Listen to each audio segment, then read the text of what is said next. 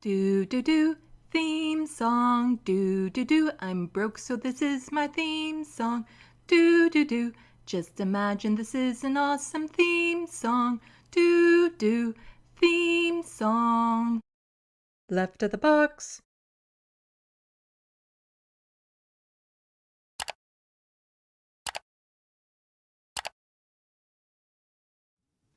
Hello, welcome to Left of the Box. Bonjour, bienvenue. I'm Sandy. Welcome, welcome, welcome everyone to this Monday. I'm pretty sure it's Monday evening afternoon. For some reason in my head, I have been stuck all day thinking it's Tuesday. I don't know why, but I have it in my head today is Tuesday, but I know it's Monday because I have to be somewhere tomorrow night at this time on Tuesday. So far in the SandBox, we have Real John Lithium, B-Cat, and Big Jerry. Welcome. Now, I know I'm looking at the viewers, and there's not too many right now. And I know it's because I don't normally stream on a Monday evening. And a lot of my regulars will have to hopefully get notified in YouTube if they're on it and all that sort of stuff. But I'm having some, paranoid flashbacks of when I hit the live button and I wasn't live. So please, pretty please, if somebody in the SandBox can let me know you are seeing and hearing me. I don't want to end up doing another almost hour worth of content before realizing I hadn't hit go live. I'm looking at it and it looks like I'm live because it says that I can end the stream. But I'm a little paranoid for, very valid reasons. So I'm just going to wait here until somebody says they can see and hear me. And that might be a while because there's only like 5 viewers so far. Anyway, I've been busy painting, getting paint all over my arm. I still don't have any paintings to show people because okay, got your back girl says I see and hear you. And welcome to the SandBox. And John, I was ready to move on from that. And Silas, hey Sandy, okay. I'm just a little paranoid. Because yeah, it felt very weird after the fact, realizing I had just been talking to myself for like an hour. Anyway, yeah, Silas saying we can see and hear you. Yeah. So I've been busy painting. I don't have anything to show you yet because I'm having to paint in pieces, so I don't have any completed pieces yet of the Pride flags that I'm doing up. I still don't know if I'm going to be a vendor at Pride. But I have to start painting now in hopes that happens. Because if I just wait until they say, yeah, you're in, I would not have enough time to do all the painting I would need to do. So I need to start now and just kind of cross my fingers. Oh, B-Cat just spammed that I was live in the Bitchuation room. Why, thank you. Yeah, I saw that they were live. So yeah, I'm always competing with our leftists. And here I am about to do a live stream talking about the federal liberals and, their new economic thing that they're doing and how horrible it is. And David Dole just dropped a video on it like 3 minutes ago. I'm sure it's great. The Rational National, yeah, he just dropped a video on it. I'm sure it's great and concise. And if you want concise, you can go watch that. But if you want to see me ramble on for a good 4 hours, you're in the right place. Because some of it is I have some tweets to go over, but there's some videos that I want to go over. And that's why I didn't do it yesterday during my regular news live stream, because I knew it'd be taking way too long. And part of it is, I think one video is 15 minutes and there's 6, but then there's the Avi Lewis video, which is almost a half hour long. that I wanted to go over. So there's quite a bit to get through. So I don't think it will be 4 hours. I think I just jinxed myself though. Here's hoping it's not 4 hours. 2.5 would be good. I can manage 2.5. So I still have, an evening after this that I can go and do stuff because I've been working from the moment that I was awake today. Like, granted, the painting part, that's working, that's not bad work. It's not hard work. It's not necessarily draining work, but it's still work. And then I decided to stop before starting on the next part of the paintings. And then I moved over to the TYT essay, and I'm adding in some information into a previous essay, and I was looking for something, and then I found the cleaner videos of what I wanted, so then I had to record those and clip them and put them in, and thinking of all the different words I want to say, and then realizing I was missing a tweet that I want to put in. It's never ending. It's never ending. But I'm getting close to getting the initial draft done. And once that's done, it's still not done because I'll have to review it probably a few times. And then I can record my audio of it and snip it all up and edit it all together. So it's still going to be over a month, a very bare minimum, before it's ready. Maybe, hopefully I can get it ready for Pride Month. Sometime in Pride Month would be nice. So yeah. And then once I'm done the initial draft, I have to render all the clips and stuff that I have and upload them to my channel, but keep them unlisted. And then that way it can do a check to make sure that I'm not going to get any copyright strikes on them and stuff of that sort. So, long way to go. But hello, Reference Frame and Isidore. So, yeah.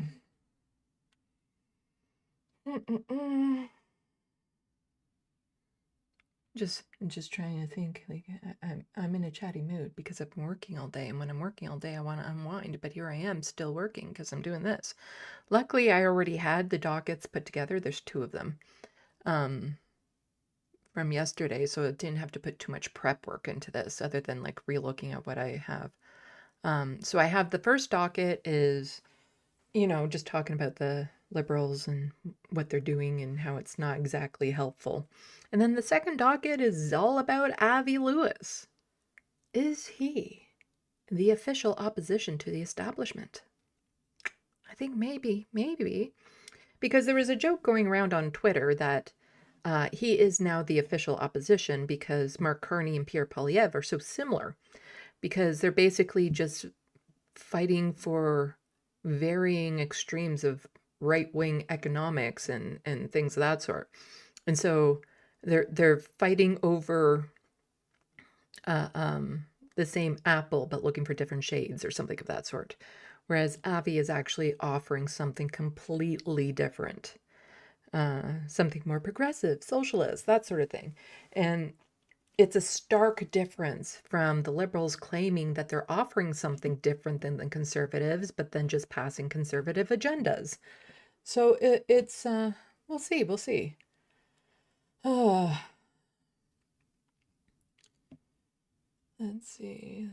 Silas is looking forward to the video drop. Yeah. Well, if I get done like on a lot of time left over, we might be able to have a sneak peek of something. We'll see. I don't want to give any promises on that.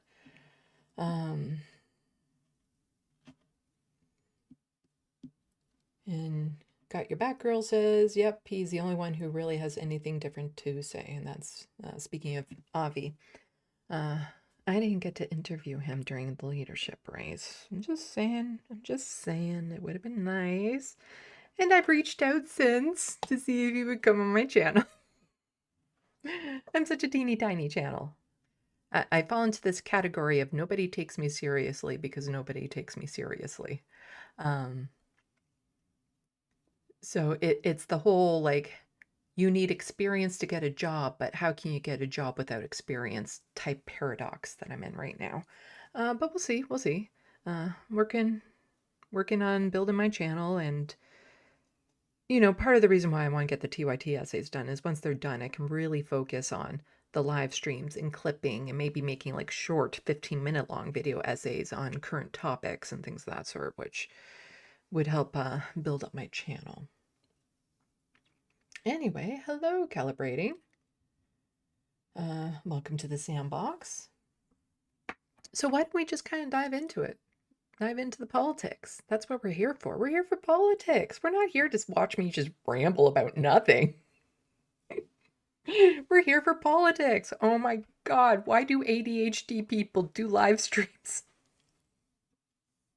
It's so hard for me to focus, especially when I don't have co-hosts or anything, to kind of be like, so, back on track. Yeah,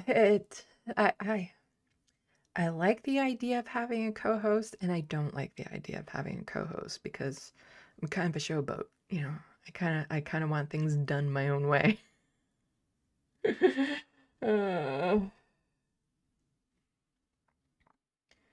Let's see.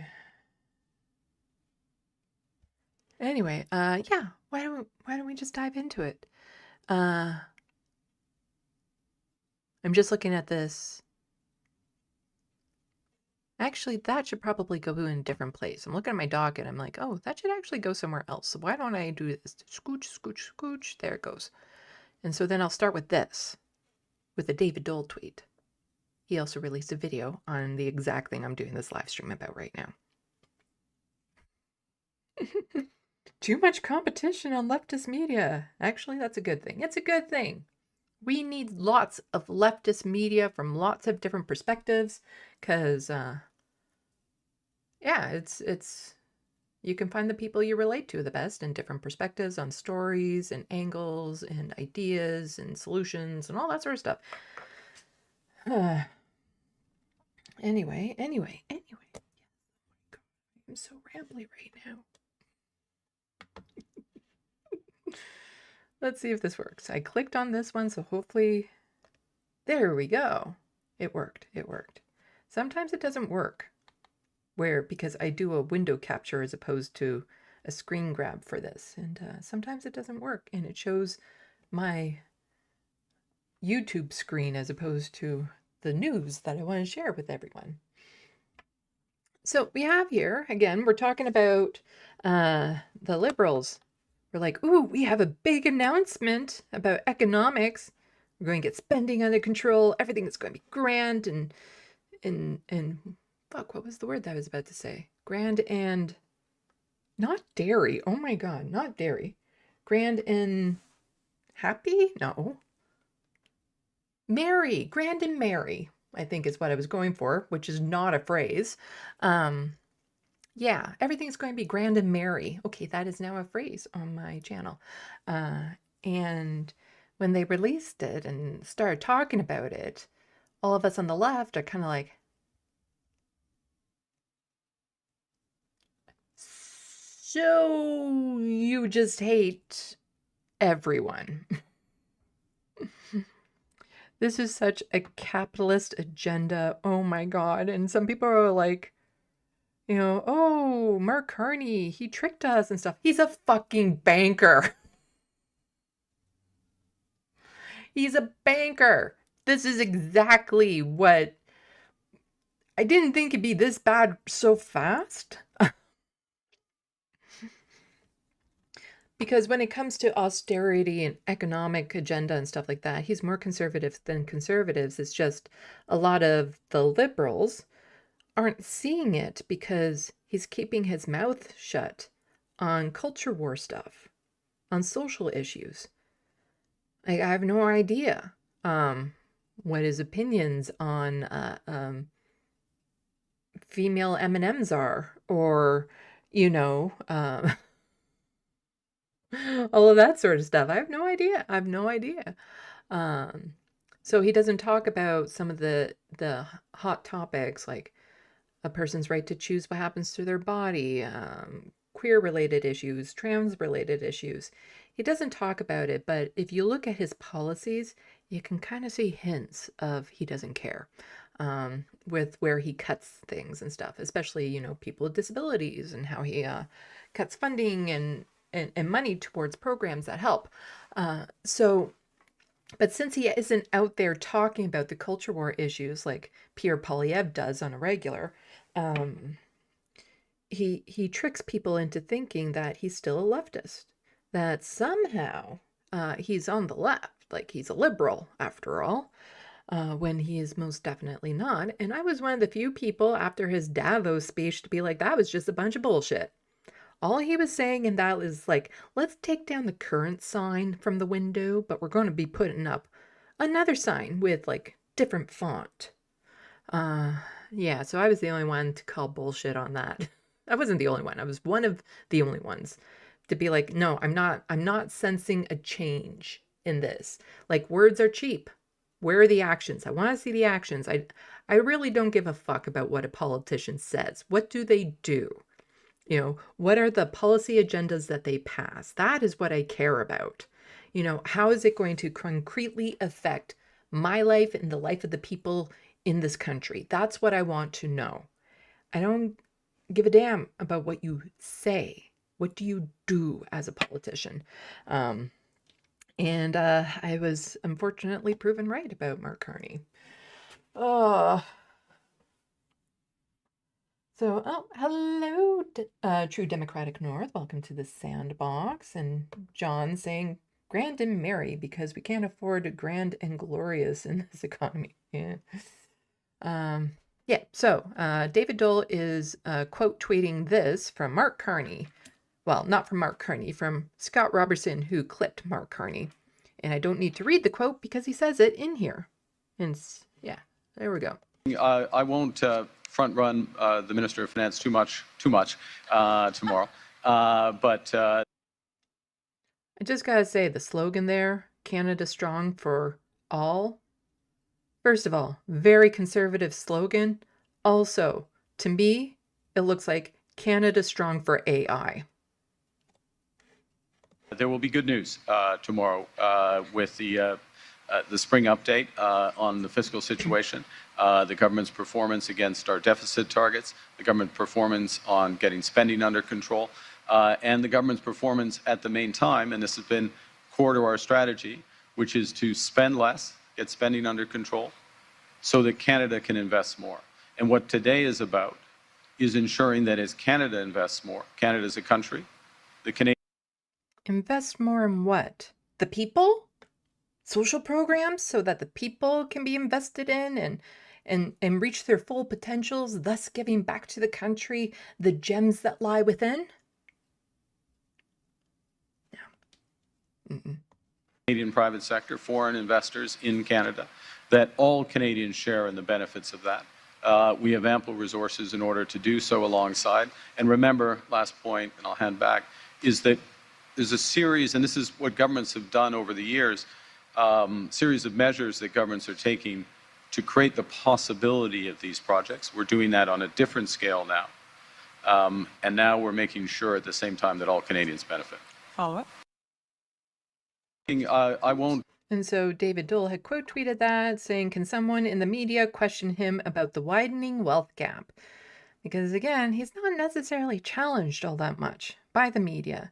And things like this are ignored. So this is a CBC News article from April saying gap between richest and poorest Canadians widens again in 2025, Stats Can say. Financial markets gained interest, payouts declined, and job markets softened, agency says.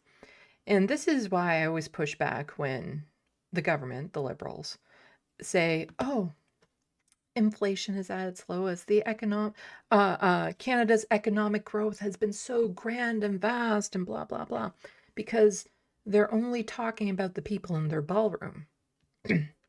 That's it. The people who are in the top 5%, the economy is booming, inflation is low, everything is going great. But if you look at like the bottom 60% of Canadians, it's worse. It's a lot worse.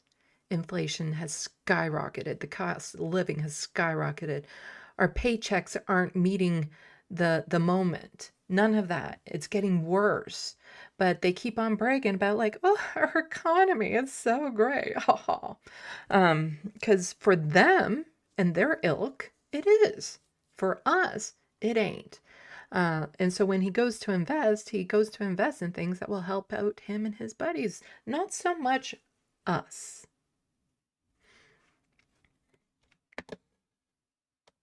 So here's another one that David Dole was quote tweeting out, and this is from the Mark Carney account. And so this is the announcement of the Canada Strong Fund. We're creating the Canada Strong Fund, Canada's first sovereign wealth fund. Sovereign Wealth Fund. Huh. Again, just stop with the conservative slogan there. Well, there's I watch these videos from time to time. And they're called About That.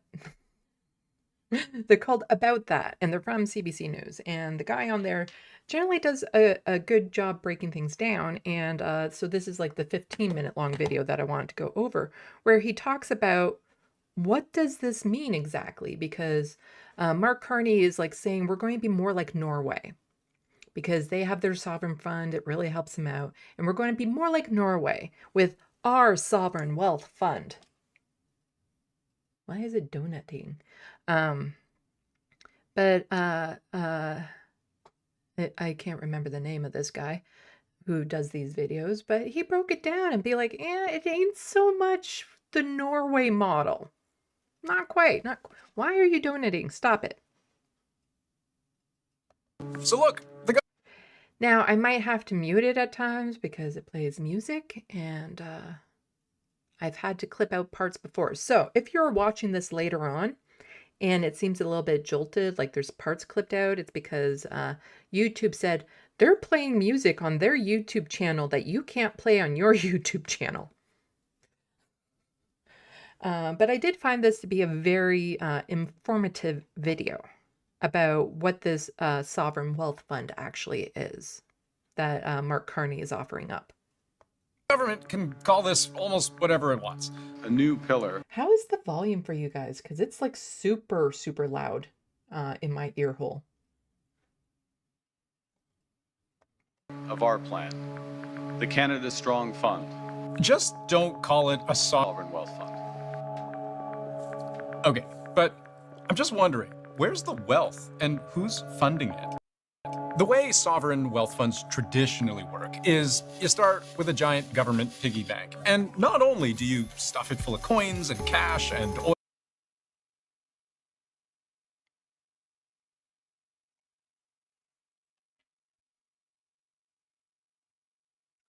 CBC? Why are you using a graphic of a piggy bank with money? And those are American dollars.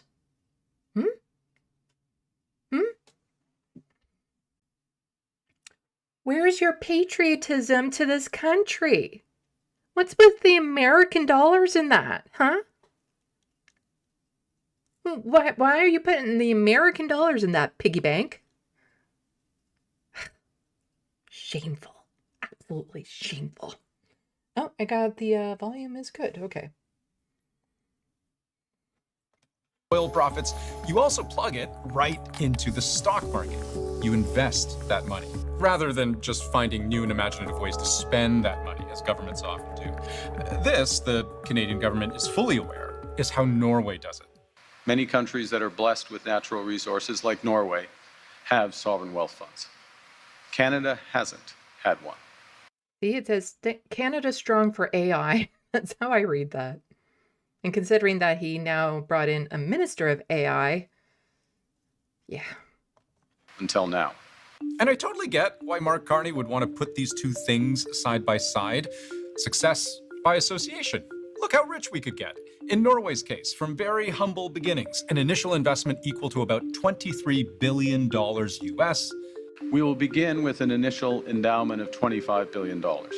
So far, so good. And fast forward a little over 25 years. Today, Norway's fund is the biggest in the world. At last count, worth 21 trillion kroner, or about 2 trillion US.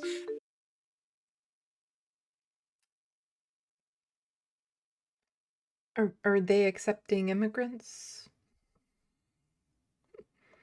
And you see this blue No country would ever accept me. I can't immigrate to any country. section right here? That's the coolest part, the part that's plugged into the stock market. The blue part of each bar is how much money Norway's money made through long-term investing. Compounding returns, baby. Except, settle down, because I'm going to show you all the ways in which Canada's sovereign wealth fund is not like Norway's. This is not a sovereign wealth fund. It doesn't seem to be a traditional sovereign fund. I think it's unfortunate that the government chose that name. Yeah. Okay. A little montage foreshadowing there of this not being exactly what what the liberals are saying.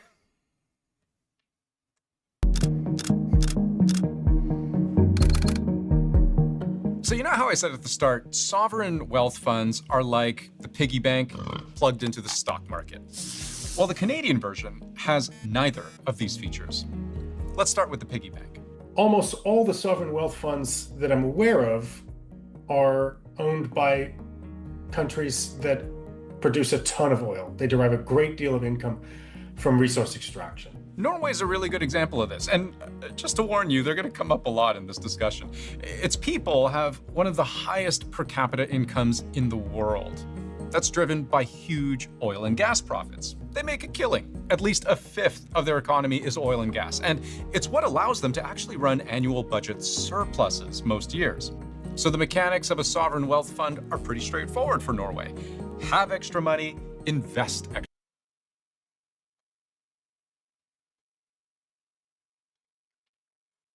They have funny money too. That looks cool. Sorry, got distracted by the shiny colors. Have extra money, invest extra money. But in Canada's case, the government's deficit ballooned to close to $62 billion the last fiscal year. A deficit of $68.5 billion. This year, it rings in at $78.3 billion. one think tank pegs the running Canadian debt at just over $1.4 trillion. The cost to service that debt, north of $50 billion per year, making it one of the single most expensive line items in the entire Canadian government annual budget. Yeah, we should, there are better places that we can spend. Personally, the whole idea of debt and interest on debt and stuff like that just drives me crazy because, well, I'm very anti-capitalist and yeah. But, yeah.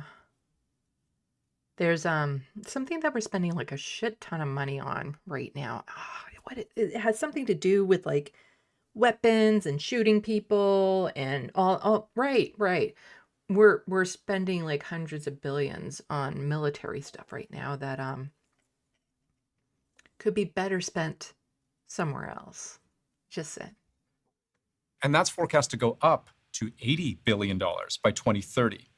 And how much deeper are we digging this hole each year, the Canadian deficit for this past fiscal? And I just want to make clear, like I'm talking shit about the Liberals here. I do think the Conservatives would have been worse on this issue. I think they would have made it even worse than what the Liberals have. Almost $70 billion. So, not to make anyone feel bad, but this country isn't exactly flush with cash. It consistently spends more than it makes, and it's borrowing money to make ends meet every day. Carney has no surplus and therefore no wealth to put in such a fund. He's talking about a sovereign debt fund. Well, the problem is that I wonder how long he workshopped that. Pierre Poilievre, sovereign debt fund. Zinger. That man is so uncharismatic. Like that's the other thing that sells Mark Carney is he can talk to a crowd. He's very good at talking to a crowd and coming across as, I guess you could say, smooth. Like he's good at winning people over with how he talks and stuff like that. Whereas Pierre Poilievre just no. essentially we've had deficits year after year, and the debt is growing. And that debt is very costly for Canadians right now and in the future. When we're taking government budget deficits and investing those deficits in these projects, we shouldn't expect that that's going to generate, a strong financial return for the Canadian taxpayer. It's probably not. But maybe none of this is so unusual because, newsflash, governments spend borrowed money all the time. How's this any different? Well, let's examine what this money is being spent on. And this was one of the biggest separations between what Norway has done and what Canada is planning on. Back to Piggy and what he's plugged into. However you get the money you're stuffing in there, what's it doing? Here's what Norway does with its money. They invest it around the world, most heavily in the United States, parts of Europe, Japan, but all over really. Because if your goal is to maximize your return and make money, then diversifying in this way makes sense. And they've done fairly well with that strategy, notching a bland but productive 6.6% average annual return since the fund started in 1998. Canada's plan is to have no such diversification strategy. All of the fund is meant to support Canadian projects. Canadian projects run by what? International corporations? It's not investing in other countries, it's investing in corporations that will do business here. It's, yeah, I don't think that's going to help us out much. The fund will invest in key strategic Canadian projects and companies. It's going to be creating jobs. It's going to support innovation. It's going to make Canada more competitive. It is. Oh, and those projects that they want to do here in Canada is to privatize shit.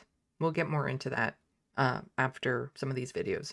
Well, there's a Rachel Gilmore video after this, and then we get into some of the other things. But yeah, they're just looking to spend money in town on privatizing things. It's not a sovereign wealth fund in the traditional sense of a sovereign wealth fund. This is an equity fund, and investors, both government and the private side, take risk. Right. This is really, at its core, a way to create a kind of public-private partnership. Now, to be clear, just like with the construction of the Canadian Pacific Railway 150 years ago, Canada's major projects will mostly be built by private companies. And just as in the 1870s, the federal government will support these projects through loans, grants, and other incentives. So let's say the government decides to build a bridge, a mine, a pipeline, a farm, a data center. We don't really know because the government hasn't worked out how the fund will work just yet. But basically the idea would be to say to the private sector, invest in our sovereign wealth fund. Help us build these types of things you might otherwise have been too afraid to build because maybe you thought they were too risky. And with $25 billion of government seed money backstopping and de-risking the whole thing, along with whatever perks and financial frameworks we can give you, we promise you'll get paid. And that should give the project a bigger likelihood of succeeding, which means we all get paid.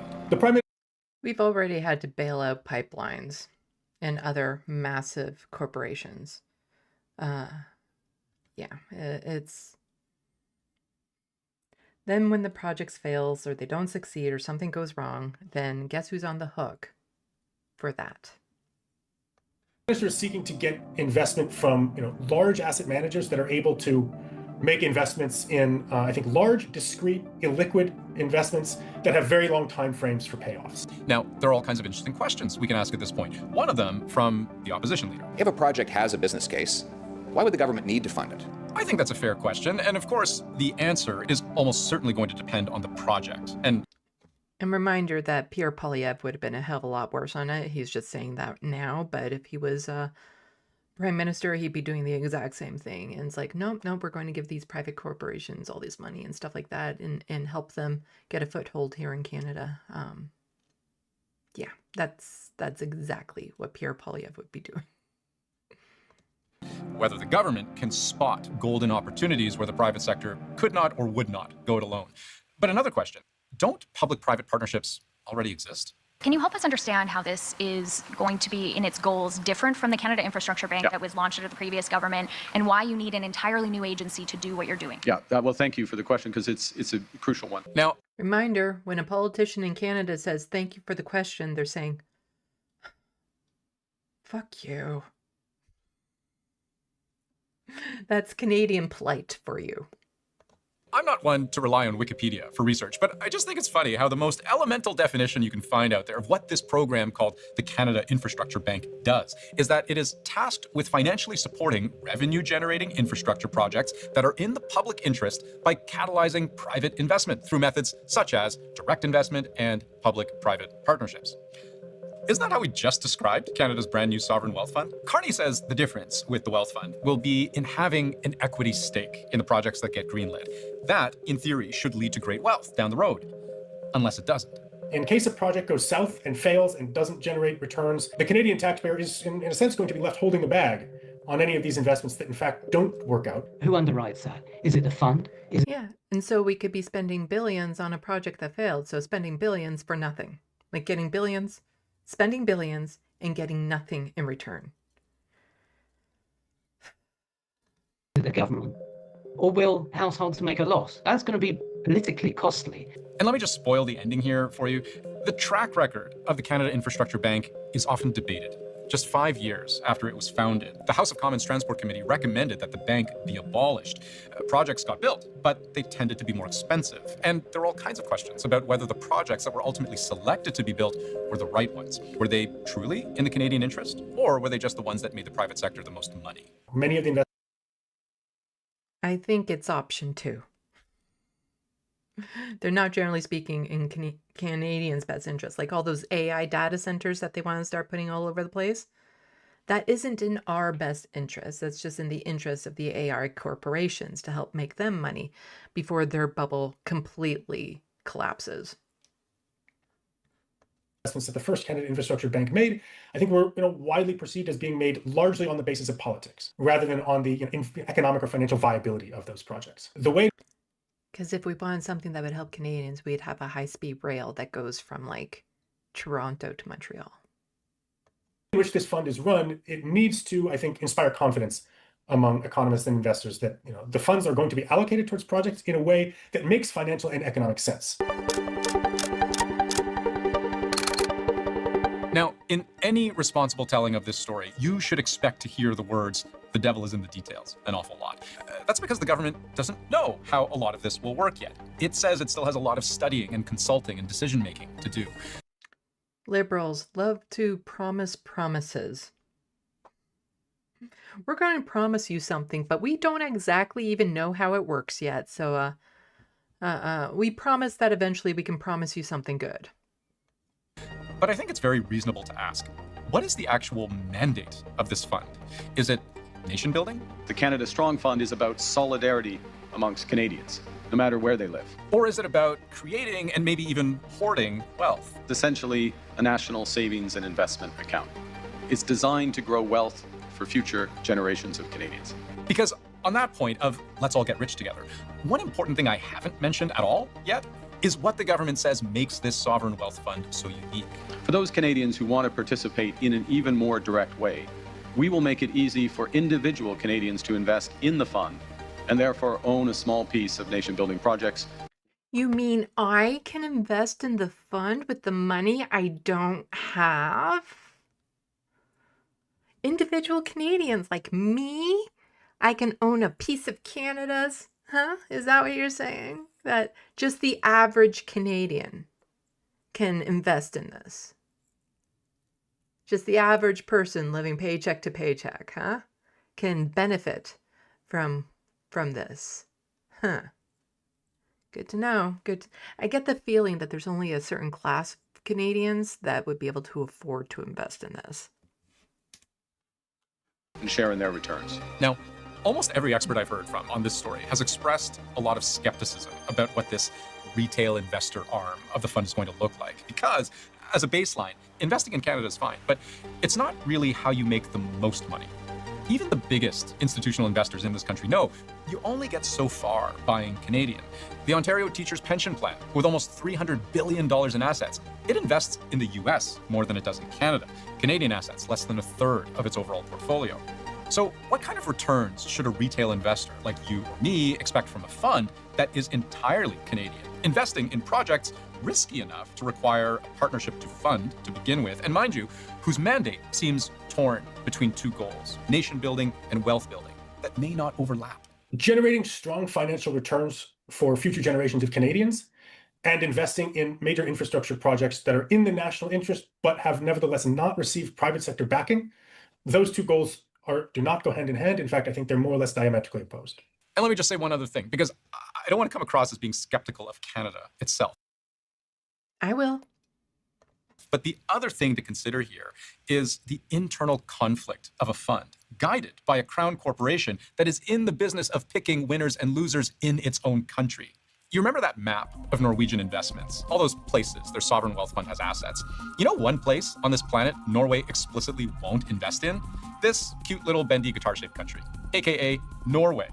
For these funds to succeed, what experts say you need is an almost ruthless insulation from the short-sighted nature of domestic politics. Because if I'm running this fund and my decision on which project to back is swayed by whose riding it's in or how many jobs it creates, then maybe I'm at risk of missing the point.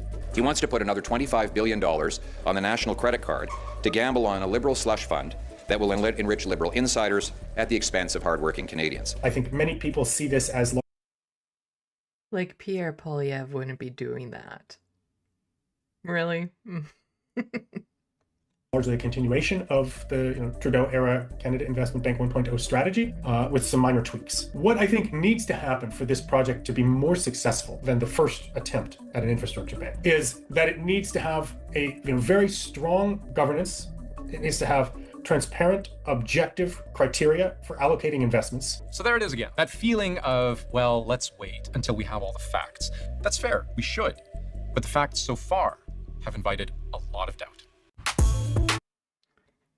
And I was just giggling a few moments ago because I caught the title of another thumbnail video off to the side from CTV News that says, "Bold vision and socially orientated view, Mouclair on new sovereign wealth fund." Is like, okay, so that sells it for me. This is a whole lot of bad.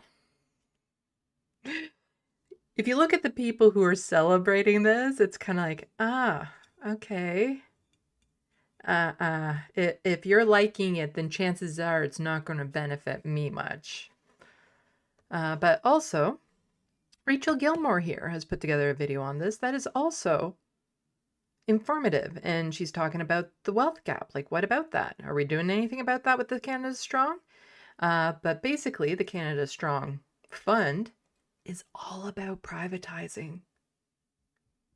And that's why I push back against the idea of looking to the federal government to save us from what the provinces are doing when it comes to privatizing our healthcare and all that sort of stuff. It's because they want to do the same thing. They're not going to stop the provinces from privatizing our healthcare when they want to do the same thing. Carney's government just gave us another peek into Canada's money situation, and we need to have a little chat. Because at a time when the gap between Canada's richest and its poorest residents is wider than it's been in Statistics Canada's recorded history, you'd think that that would be one of the most pressing economic indicators to deal with. But a senior economist with the Canadian Labour Congress, D.T. Cochrane, told me when I reached out that, quote, Carney's policies will only make inequality even worse. Now, before I get into that perspective from a labor-aligned economist, let me briefly summarize, super briefly, the key points that we saw out of the spring economic update that the media has been reporting on. So, yeah, just to further the point, how this is only going to make things worse for people who are without. I look at everything that the provincial government is doing, that the federal government is proposing, and I don't see myself, my family, the people around me, my community, the people who are struggling financially. I don't see any way out of it. nothing that they're doing will help. Like, what did help a little bit for my mom was the dental expansion. So that helped her. But, you know, it's constantly like, we're just going to give you enough to keep your nose above the water. But we're not really going to change your situation. We're not really going to make it so that you have the chance to, oh, what's the word?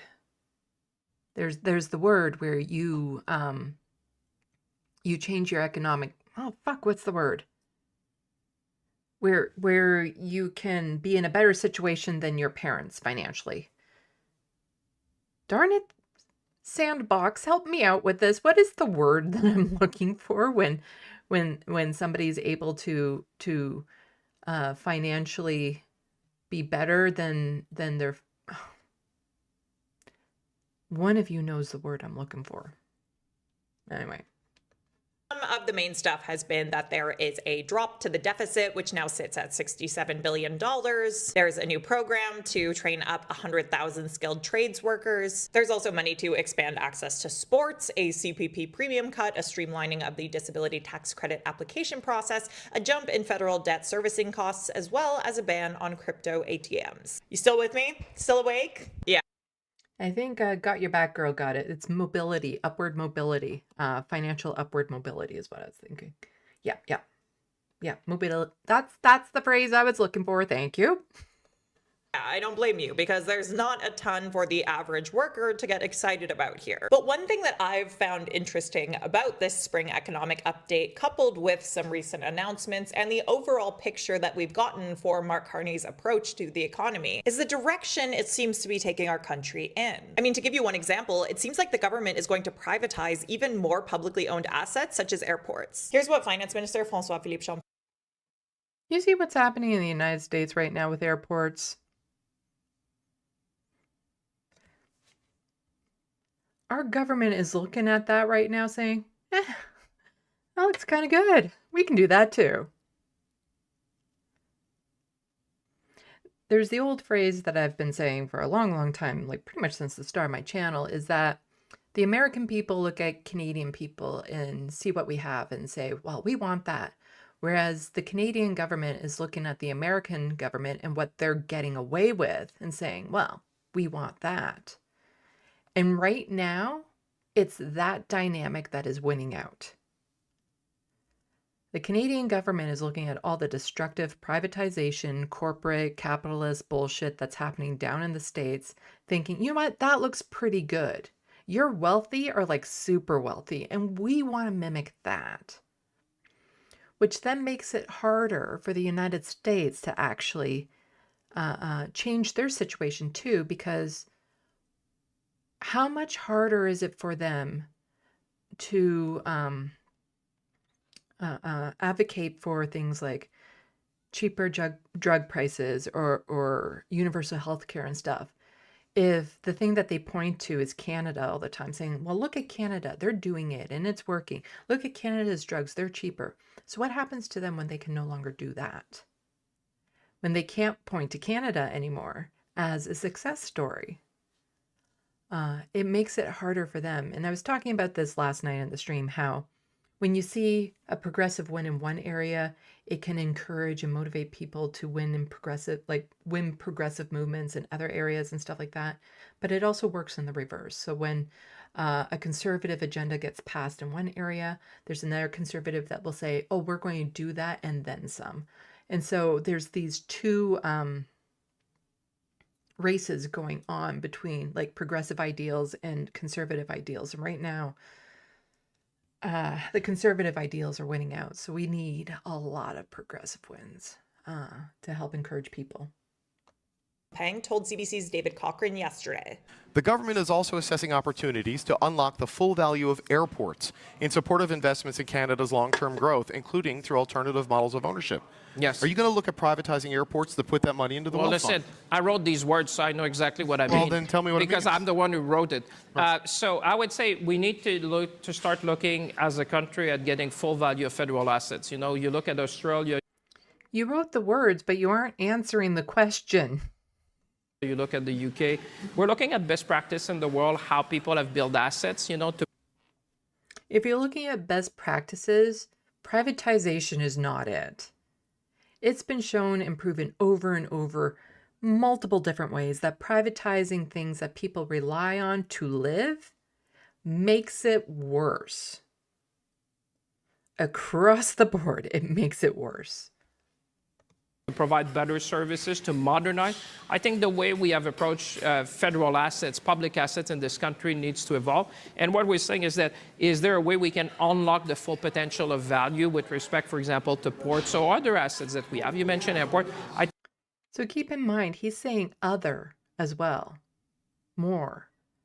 So while the airports were the focus of this question, he's talking about expanding privatization into other areas as well. I think it's fair to look at what's being done in the world and see how can you get the best, you know, the full value of these assets in order to serve Canadians. So does that mean you're definitely going to privatize airports, or are you going to look at privatizing listen, airports? we're in the early stage of looking at the things we can do. We're going to look at a number of different things, looking at best practices, looking at the full value. There's a number of assets, by the way, I'm looking at. This is Again, a number of assets I'm looking at, a number of things they're looking at to privatize. just, you mentioned too, oh, well, but I'll say there's a number of assets. It's your chance to tell the country what you're looking at, watch for scale. Exactly, no. Right? But there's a number of things, because what we want is that there might be more value for a different type of structure of ownership with respect to some of these assets. Yikes. Because you know what always helps to put money back in the pockets of average people during a period of worsening wealth inequality is letting private companies own more stuff that was previously public. Because it's not like private companies always try to profit as much as possible at the expense of the average consumer, right? Should be fine. Yeah, I'm fucking with you. Actually, the Canadian Union of Public Employees Airline Division, which represents 18,500 flight attendants across Canada, pushed back against this idea when the Liberals were first floating it a year ago. CUPE said, quote, "Evidence from other jurisdictions shows that increasing privatization of airport infrastructure leads to higher costs for the public, such as airport improvement fees, parking fees, increased landing charges, and fees for dropping off passengers. Privatization also puts downward pressure on wages and working conditions for workers in the air transportation industry. Investors will always seek to cut labor costs and lower cleanliness and health and safety standards in order to increase profitability." So when the And they're also looking to more AI solutions on how to cut their staff. And remember, this government has a minister of AI. They're not looking to, expand jobs for people and all that sort of stuff. They're looking for the capitalistic privatization, enrich the wealthy even more. That's what they're doing. That is what they're looking at. And they're not providing the social safety nets for the fact that there won't be jobs for people. The jobs that a lot of people do that will be taken away from AI, they're not getting replaced. So it's the same as how a lot of affordable rentals are going away because a corporation will come in, buy the lot, maybe tear down the rental building to build something new, to have lots of new rental units. But those affordable rental units that they destroyed in order to put up the new building, they aren't being replaced. There's nowhere out there that's then saying, okay, so now those rental units that were affordable to these people will be transferred over to these buildings, or we're going to have somebody come in and make affordable rental units and things of that sort. They don't replace it. So all the jobs that are taken by AI aren't going to be replaced by anything. And so the jobs out there, there'll be higher demand for it, which means in our capitalist system that the employers can be a hell of a lot more choosy as to who they have and demand that whoever's willing to work for the least will get the job.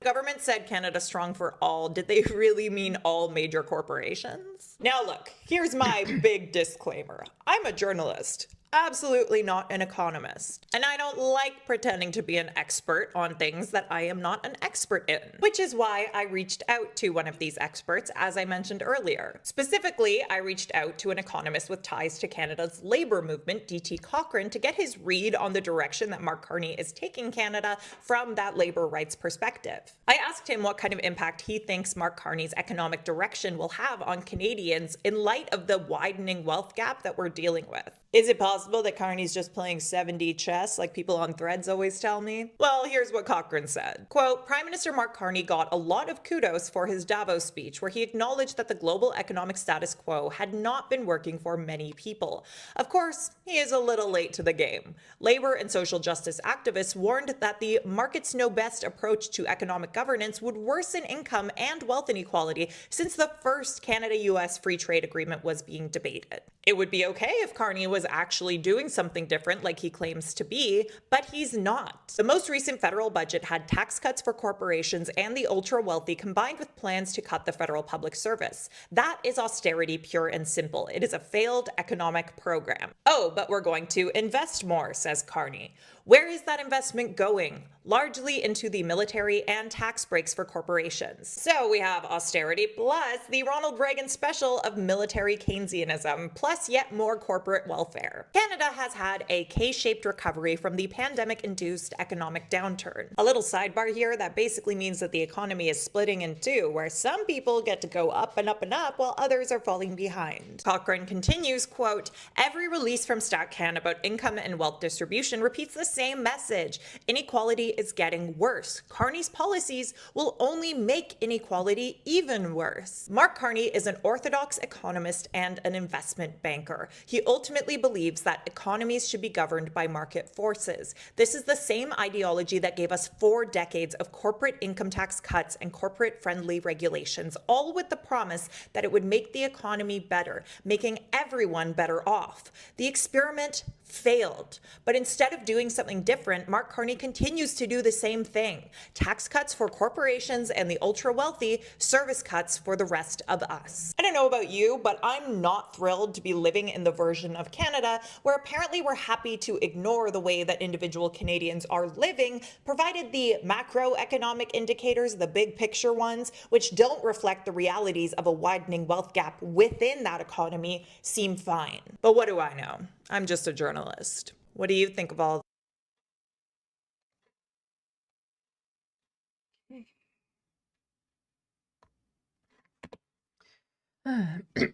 So we have some more talking about the privatization of airports and stuff. So David Dole's quote tweeting Scott Robertson, who's tweeting out the Transport Minister, Steve McKinnon, on privatizing airports. We're in the early stages of a process with airports, authorities, and other partners to determine the best way forward. So we'll just listen to that.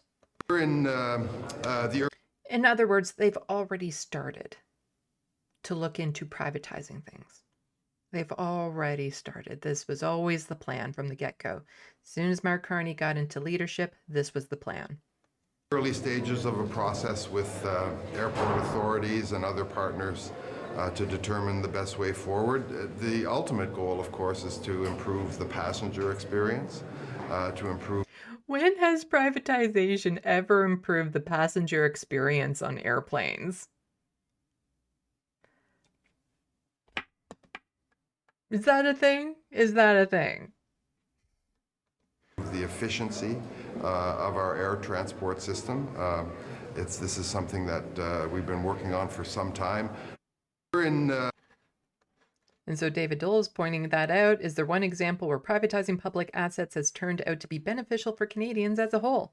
Between Petro-Canada, Air Canada, Highway 407, Hydro One, all I see are regrets. And yes, that is very much the case. And so the serfs are quote tweeting Jenny Kwan, who is an NDP MP, and she's saying Carney's housing plan is a gift to developers. Over 93 billion of the 140 billion in housing measures are low interest loans and special treatment for real estate developers, not investments in the public community housing we actually need. And so this is the little wordplay that the Mark Carney government likes to do, where it's like, we're investing in this country. But where exactly are you investing? Who are you investing in? You're not investing in the things that would make our lives better. You're investing in the things that would make already wealthy corporations even more money. And so she says in her statement, the spring economic update was a real missed opportunity to confront the affordability crisis head on. Canadians are worried about their future and are facing everyday emergencies to keep costs down. Instead of taking bold action that would actually make a difference in people's lives, Carney is relying on the private sector to save us. The goal of the private sector is to make money. It's to make profit. It's not to help people. The spring economic update ensures that the private sector is the biggest beneficiary of the affordability crisis. The creation of the Sovereign Wealth Fund will see public funds shoveled into privately owned projects that will make a few wealthy investors and CEOs richer, including big oil and gas companies. Instead of filling the pockets of big oil and gas companies, the NDP wants to see a windfall tax on oil and gas companies that are projected to make over $90 billion in projects this year because of Trump's illegal war in Iran, and use that money to grow Sovereign Wealth Fund to support Canadians. Kwan highlighted the stark difference between the proposed Canadian fund's successful international models like Norway. Norway built a true $2 trillion USD wealth fund by using the profits from its publicly owned oil company for the benefit of its citizens. In contrast, Prime Minister Carney's approach is to take public tax dollars to subsidize private projects. This is just plain wrong. On housing, while Carney promised Canadians that he would build more housing faster to address the housing crisis, instead of investing in the development of public community housing, over $93 billion of the $140 billion housing measures is gifted to real estate developers through special treatment and low-interest loans with minimal affordability requirements to help Canadians. This update makes one thing clear. Prime Minister Carney is standing behind big corporations and big oil, not everyday Canadians who are being crushed by the rising cost of living. And Tori here, a good follow if you're still on the hostile fart sauna known as Twitter, says, yet a liberal will tell you they don't like conservatives because conservatives embrace trickle-down economics, and she's quote tweeting this, Canada's newest federal tax changes are literally just tax-based subsidies for corporations. And they've clipped a little image of the federal changes. Capital gains deductions for qualifying businesses, transfers, or qualifying corporate cooperative conversions. Capital gains rollover for small business shares, expansions of the critical mineral exploration tax credit, disability support deduction.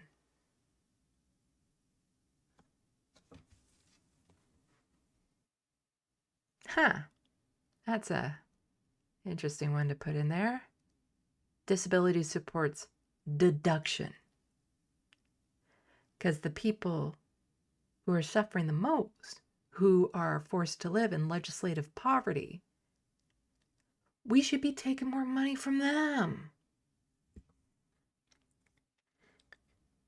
It's like, you know, you need water, so you go to the pond that's drying up and take the water from there versus the lake that's right next to you. It is just, it's punitive at this point. It's just, you know, wanting people with disabilities to suffer. So mineral exploration tax credits, northern residents deductions, again, you're hurting the most vulnerable people because northern residents deductions, they're talking about First Nations, Indigenous peoples. Return of fuel charge proceeds to farmers tax credit, tax rate change, lowest individual income tax rate, top up tax credit. This isn't helping the everyday Canadian. And the thing is that there's some experts out there. I don't know who this woman is, but it's like, not everyone in Canada who gets onto mainstream media and stuff are morons. Some of them are like, this is really kind of shitty. while the popularity is still behind Mark Carney, there are a lot of people who are looking at the policy and being like, this is not good what he's doing. But it's interesting to see that some of the pundits will still be like, we shouldn't be saying that. Zip the mouth. And so Dimitri is just saying kudos to this woman here for saying the truth out loud. It's shocking how unwilling people are to criticize Mark Carney, a prime minister who richly deserves criticism. And so Chris I don't know how to say that name. This clip is amazingly honest. Watch how Rosie tries to shut it down. You know, I talked to Andrew Scheer on the weekend, and obviously they are very frustrated, probably with good reason for this, and trying to make the case that this should actually reflect the results of the last election and not, in fact, the makeup of the House. I don't know if anyone has strong views on this. Althea, you might. I feel like you might have strong views. I think it's overreach. First of all, we need to acknowledge that this majority comes from floor crossers. It does not make it illegitimate, but it's not like they had a majority at the polls. And the Liberals aren't exactly passing policy that they ran on. It's complete conservative agenda by far. And they were taking anyone who would cross the floor, regardless of their political background and history and voting record and the policies that they stand for, just to squeak over that majority line so that they could start just ramming through a lot of this conservative agenda. I can understand why they would want to reset committees. I don't blame them for doing that. I think it's a little bit much to add 2 Liberal MPs to mostly every committee that has a Liberal chair, because you want to ensure that you have a natural majority without asking the chair to weigh in. Right. Then on committees where they have an opposition chair, the Liberals are also giving themselves an extra person, so they also have a much larger majority on those committees. I could see them wanting to have 1 extra MP on these committees, but 2, I mean, come on. And I do think you have to peel back the layers a little bit. This prime minister definitely has an authoritarian streak. We've seen this with all types of legislation. I was struck after the by-election when he referred to his MPs in English as his deputies. At first he was saying that. I thought it was just an error in translation. He means député, and then he's just saying it in English. But then he keeps repeating it, so I'm starting to wonder if he actually thinks members of parliament are his deputies to do his bidding in the House of Commons, which is maybe their he's job. Maybe he's just super bilingual all of a sudden. We don't No. know. You know, and there's everybody is does not want to say anything critical about this prime minister. It's quite shocking in this town, I have to say. So I find it very troubling that the Liberals are going down this road. Yes. Again, I do believe Pierre Poilievre would be worse in a lot of the authoritative style stuff that Mark Carney is getting away with. But part of the reason why Mark Carney is getting away with this extraordinarily conservative agenda is because people just have their blinders on. Well, he's the leader of the Liberal Party. That's the policies he ran on. And in this country, we have a sickness when it comes to paying attention to politics. Extraordinarily politically illiterate country, where the only time people will pay attention to politics is during an election. And that's only cursory. They don't even do in-depth analysis. And so a lot of people who voted for Mark Carney voted on what he ran on, the policy he was talking about back then, or the fact that he seems strong and able to push back against Donald Trump. And then as soon as the election is over and they see their guy won, they completely unplug. So they're not paying attention to the fact that Mark Carney is doing anything but what he promised he would be doing. He has capitulated to Donald Trump over and over again. He is passing a conservative agenda, but all those people who voted him in based on this liberal platform he was running on are not paying attention. And then when their living situations just keep on getting worse, they're like, oh, we need to change things up come the next election, so we're just going to vote for conservatives who are running on making the country worse. But this person is saying that, again, it's becoming so obvious, this idea of moving everything to private and taking away from public. It's It's not good. And so she says, shit, even Canadian editorial board is pushing back. I never expected this much pushback over Carney's bad policies. There is hope in this country, maybe.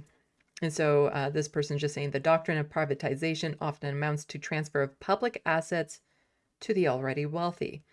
And so, yes, when you have liberal newspapers out there starting to say, this just sounds like a wealth transfer from people who are already struggling in public money to corporations to the already rich. This isn't sitting right. It's not sitting right. And it has to be very blatant. It has to be very bold for some of these pundits to be coming out and saying that. Like, it's undeniable at this point. So Leah Gazan, she's an NDP MP, also pointing out this. So she says the funding is nowhere near enough to help combat the problem of violence targeting Indigenous women and girls. So if we just go back to, where was it here? Remember, over here, Northern residents deductions. So this government, when it comes to, truth and reconciliation, definitely working on the reconciliation part, they're not doing it. And they're actually, I covered this on a live stream not too long ago, where leaders in the Indigenous community were saying, this is the first time we've actually seen a decline in our rights. Like, it hasn't been good and it's been creeping here and there, but this is the first time in a long time we're seeing like an actual decline in our treatment, in our rights here in this country. So she says this government has no interest in reconciliation. It certainly doesn't have any interest in tracking the growing violence against Indigenous women, girls, and gender diverse people. And this spring economic statement is a testament, Gazan told the Canadian press outside the House of Commons on Tuesday. They need to come to the table. They need to meet with Indigenous women and girls, and they need to properly fund organizations, advocacy groups, and family members, and they need to stop playing games on our lives. And so quite often you'll hear a government say, oh, well, we're giving more than anything that's given before, or something is like a tiny percentage, or we're giving the same as before. They're already underfunded still. So if you give a tiny little bit more, they're still underfunded. It's kind of like when Doug Ford brags about how much he's giving people with disabilities, Ontario Disability Support. Oh, I'm giving them so much. You're only giving pennies to people who have already been direly underfunded. Like, ODSP rates are extraordinarily low. They need to be doubled. Increasing at 3% and then tying it to some fake inflation number that you have doesn't actually help our situation. It just still keeps us in legislative poverty. And so when you maybe just throw some pennies into some of the programs to help Indigenous peoples, you're just working on keeping them in the same situation. So this is the article that Leah Gazan was had in that. So I'm just going to toss this into the SandBox.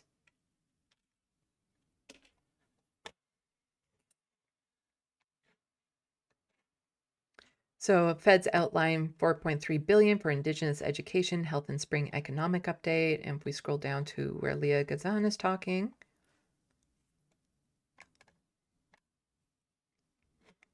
so let's see. Where did I want to read this from? Didn't want to read the whole thing because I'm still having issues with my throat. So many First Nation communities struggle with a severe shortage of housing, a lack of internet connectivity, and crumbling roads. In a 2024 joint report with Indigenous Service Canada, the AFN said closing the First Nations infrastructure gap could generate $635 billion in economic activity. The document makes 94 references to Indigenous peoples in chapters touching on critical mineral strategy, the major projects office, and plans to modernize the energy grid. The federal government is also promising $8 million for missing and murdered Indigenous women and girls and $1 million to support the National Family and Survivors circle. That's peanuts in this government and what is needed. So NDP MP Leah Gazan said the funding is nowhere near enough to help combat the problem of violence targeting Indigenous women and girls. So I just read that from the tweet. They need to meet with, they need to stop playing games on our lives. Another $59 million is being allocated to address the legacy of residential schools this year, with the same amount earmarked for next year, while $40 million is budgeted for supporting Indigenous rights negotiations. Compared to 2023, the federal funding available for claims research will be cut in half. First Nations have warned that cuts to the funding would undermine their ability to hold the government accountable for historic wrongs against their communities. The $4 million earmarked for claims research falls well short of the $35 million First Nations leaders have requested. The planned reduction to $4 million in April 2026 will critically impair essential research work nationwide and further delay the resolution of lawful claims, which will impede your government's ability to build partnerships with First Nations. Jody Woods, a research director at the Union BC Indian Chiefs, wrote in a March letter to Prime Minister Mark Carney, consistent with Canada's obligation under the United Nations Declaration on the Rights of Indigenous Peoples Act, decisions affecting First Nations must be developed transparently and in full partnership with First Nations.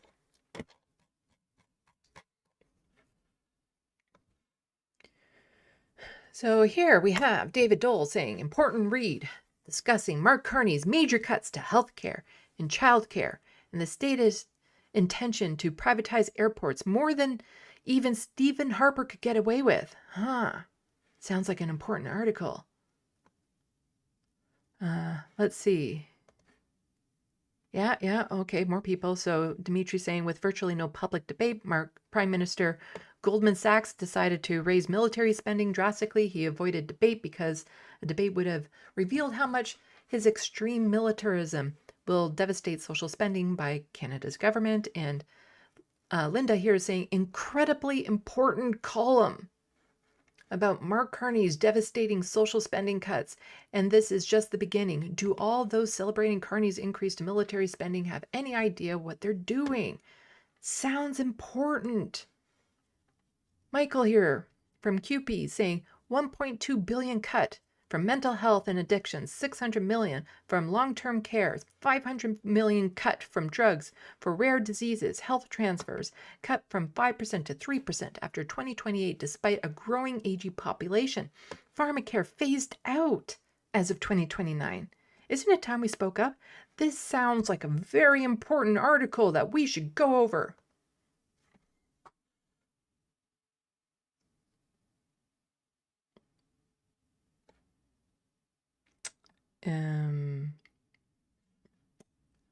This content is exclusive to subscribers.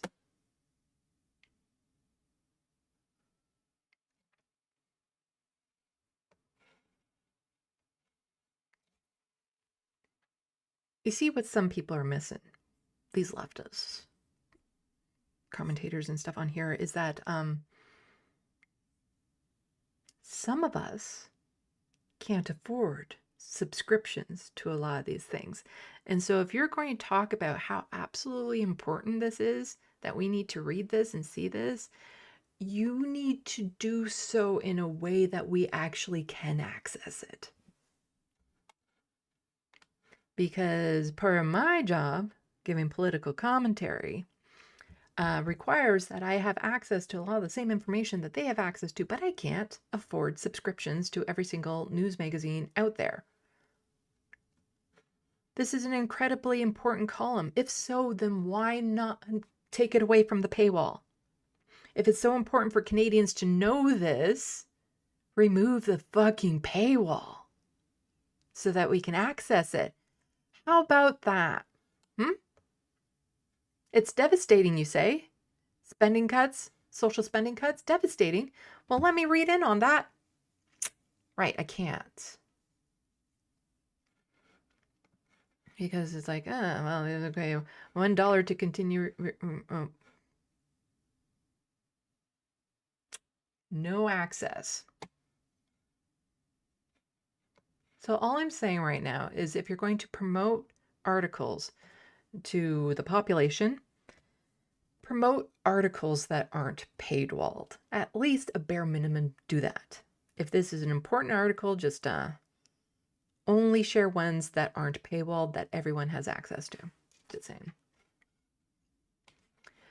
But here we have an article that is not paywalled from CTV News, federal government looking for office space desks accommodate public servants. And so I was talking a little bit about this yesterday because, again, Mark Carney and Doug Ford, very similar in policy. You have Bill 5, you have Bill C5. They're virtually identical.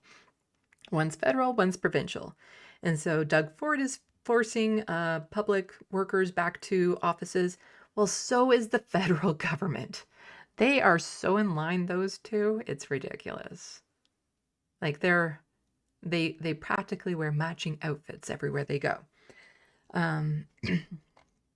So Public Service and Procurement Canada does not anticipate any challenges in accommodating public service managers and executives being in the office 5 days a week starting on Monday. However, the government is looking to optimize underutilized space and renew existing leases to create more workstations and/or more space to accommodate the public servants when they require to spend more time in office beginning in the summer. So do you know how the government could save money? By not having to rent out these spaces. You know, if there was like a co-opt space that they could use for office space for when you do need to be in person, but allow people to work from home instead of cramming them all in the same place, because reality check, COVID hasn't actually gone away. It's still around. It's still around. And not everyone works best from the office. Some people work better from home. Some people work good from an office. It's best to have a balance. And that means that there's a lot of office buildings out there that could be expropriated and changed into something like, let's say, socialized housing. That's the dream. That's the dream. But to force people back into work, into a miserable work environment, doesn't exactly help. So as of May 4, all federal executives will be required to work on-site 5 days per week, while all other federal employees in the core public service will need to be in office 4 days per week starting on July 6. They're forced to go in far more than our politicians go into work. Just saying. I'm just saying. This is just not ideal. So in a statement, Public Service Procurement Canada says the government does not anticipate any challenges in accommodating executives' offices within existing office spaces. Our analysis shows the increase to a 4-day on-site presence for all employees will mean that certain departments will require more workstations and or more space in certain locations. You see, personally, I work better from home. And some of the jobs that I've had, part of the reason why I suffered and they weren't compatible with me was I was bored out of my fucking skull. Like, just so extraordinarily bored. Because I would go in, I would do everything I was supposed to do. I would do it well. I would excel at my tasks. And then it would just be morning break. And I'd have nothing else to do for the rest of the fucking day. And I'd be forced to sit in a little cubicle with dick all to do, except maybe answer the phone should it ring. That's not good for my mental health. That's not a productive use of my time. And so, as long as a person is getting their tasks done, doesn't matter if they're doing it from home, where they can have other useful distractions for when their job is done. Would it be best to use that office space for socialized housing, convert it to that, as opposed to just paying corporations, rental corporations, millions upon millions of dollars so that people can just go and sit at a chair? Anyway, so that is it for this docket. Talking about the Mark Carney stuff. So the next full docket that I have for you all is talking about the opposition to the establishment. And I'm talking about Avi Lewis. Someone who is actually offering something different. Again, Mark Carney and Pierre Poilievre, all they're doing is offering different extremes of the same thing. The way Avi Lewis is talking, I'm liking what I'm hearing. Again, I don't have any faith in him. just put it. I like what he's saying, but I will only judge a politician after they're in office and prove, words are cheap. I want to see what's happening. So you have someone like Zoran Mandami, and I was liking what he was saying.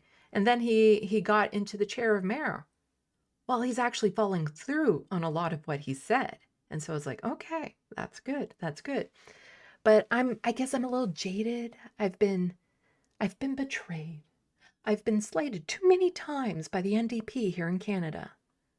Because there are provinces with NDP premiers who, once they were in leadership of the province, were anything but NDP.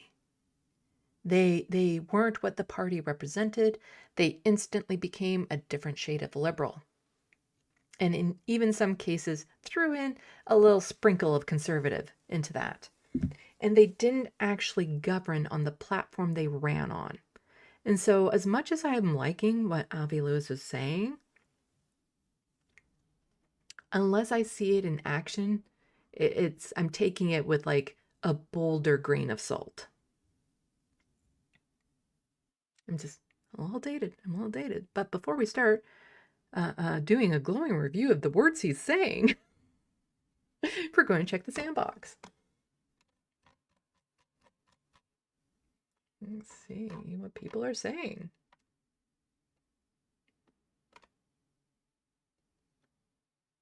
Okay, I think I saw that. Oh, talking about the Grand and Mary.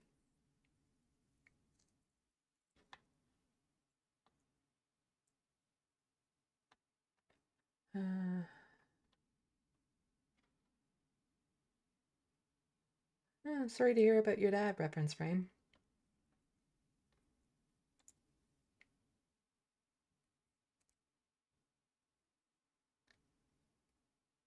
Isidore saying, now a sovereign wealth fund. I can't help but think of an opera called The Rake's Progress. Liberals are on the same page as MAGA.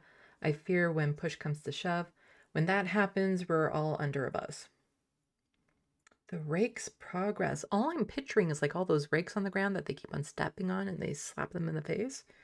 There's an opera like that? It's an opera with just rakes all over the stage that they're stepping on and getting smacked in the face. Yeah. Well, the thing is that, again, Mark Carney has capitulated to Donald Trump over and over again already. Cutting taxes, cooperating, all that sort of stuff. When you have to keep in mind, you can't negotiate, you can't bargain with somebody so unhinged as Donald Trump. But he still does it. But I disagree with Isidore. I would like to have the CBC public. And they would like to see it privatized. But I would like to see it public, remain public. Scylla saying, great call out, Sandy. Talking about the money in the video, not being loonies and toonies.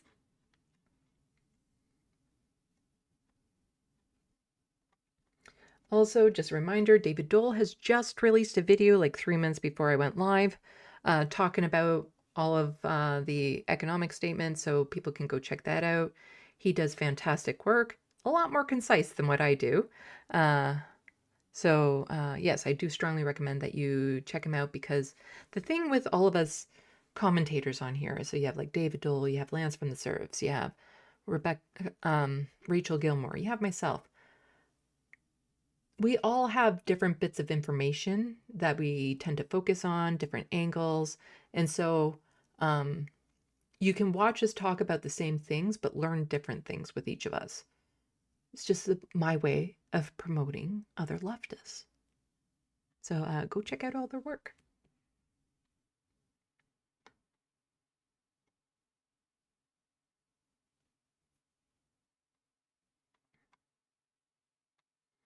Let's see.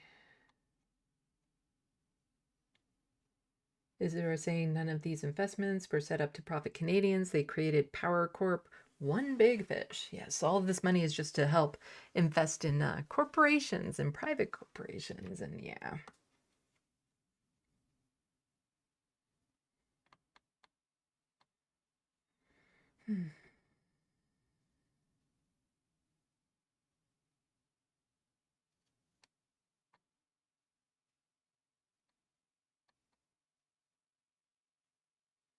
Let's see. So Life, I'm not covering the Russell Brand meltdowns. No.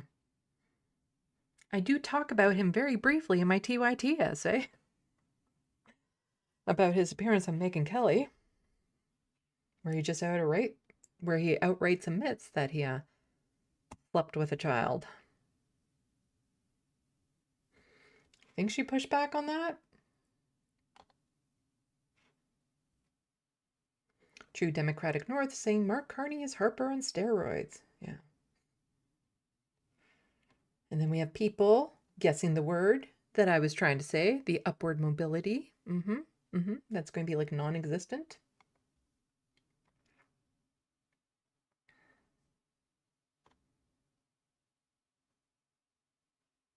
Soul Life having more problems with their Uber driver. Hello, Rusty. Welcome to the SandBox.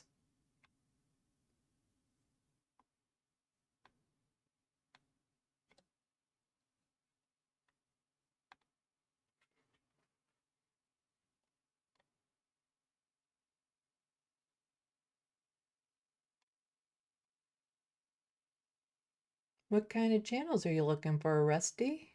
YouTube channels.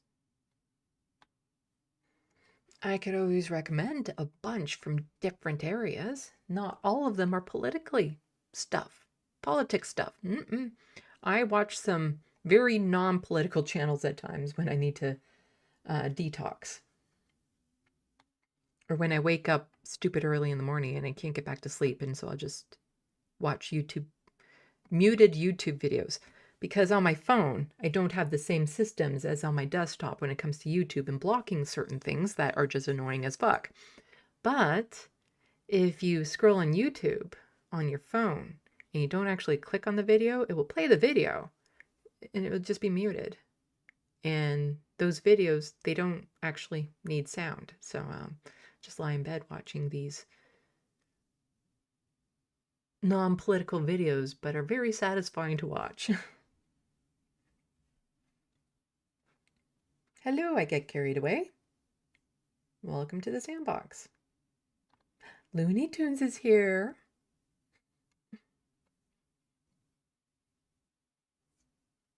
Just dumping a whole bunch of YouTube channels. But Rusty, let me know specifically what are you looking for, and I'll see if I can help you out with YouTube channels.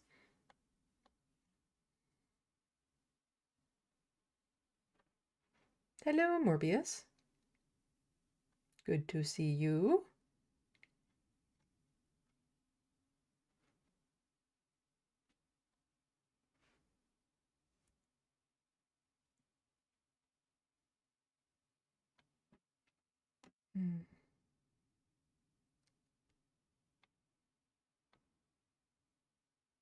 Let's see.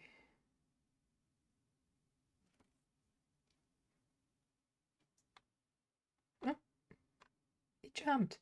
Calibrating says, I need to bake biscuits on my pillow? I'm happy a member, so I can't see you tomorrow. Good night, Sandy. Have a good night. You need to make biscuits. Oh, right. You're a kitty cat. You make biscuits on your pillow. Okay, I get you. I get you. Get where you're going with that. Hello, Bobby.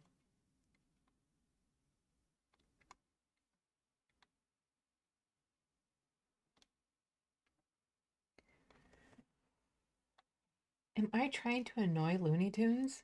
No.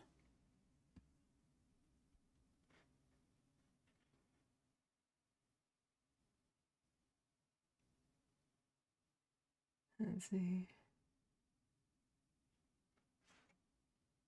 Rusty saying, I am an ASMR holic. Before I go to bed, I binged this for a little bit, watching dominoes or marble runs. And the thing is, my cat Abernathy also loved that. I'd put on dominoes or marble runs on the TV, and he'd come and he'd sit and be watching it. There was actually something so fucking adorable today that I wish I had been able to catch on film. But I had the window open and the curtain was kind of blowing in the wind, and Lanier was on the other side of the curtain looking at me. But the curtain would blow, and so his head would be here, and then it would come back, and so he would do this. And so he was doing this with the curtain. It was just so cute.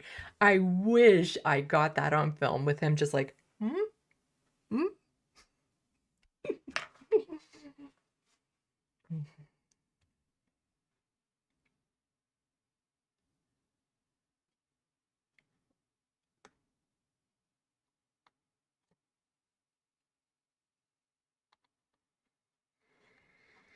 Yeah, Looney Tunes has been a mod here for a while.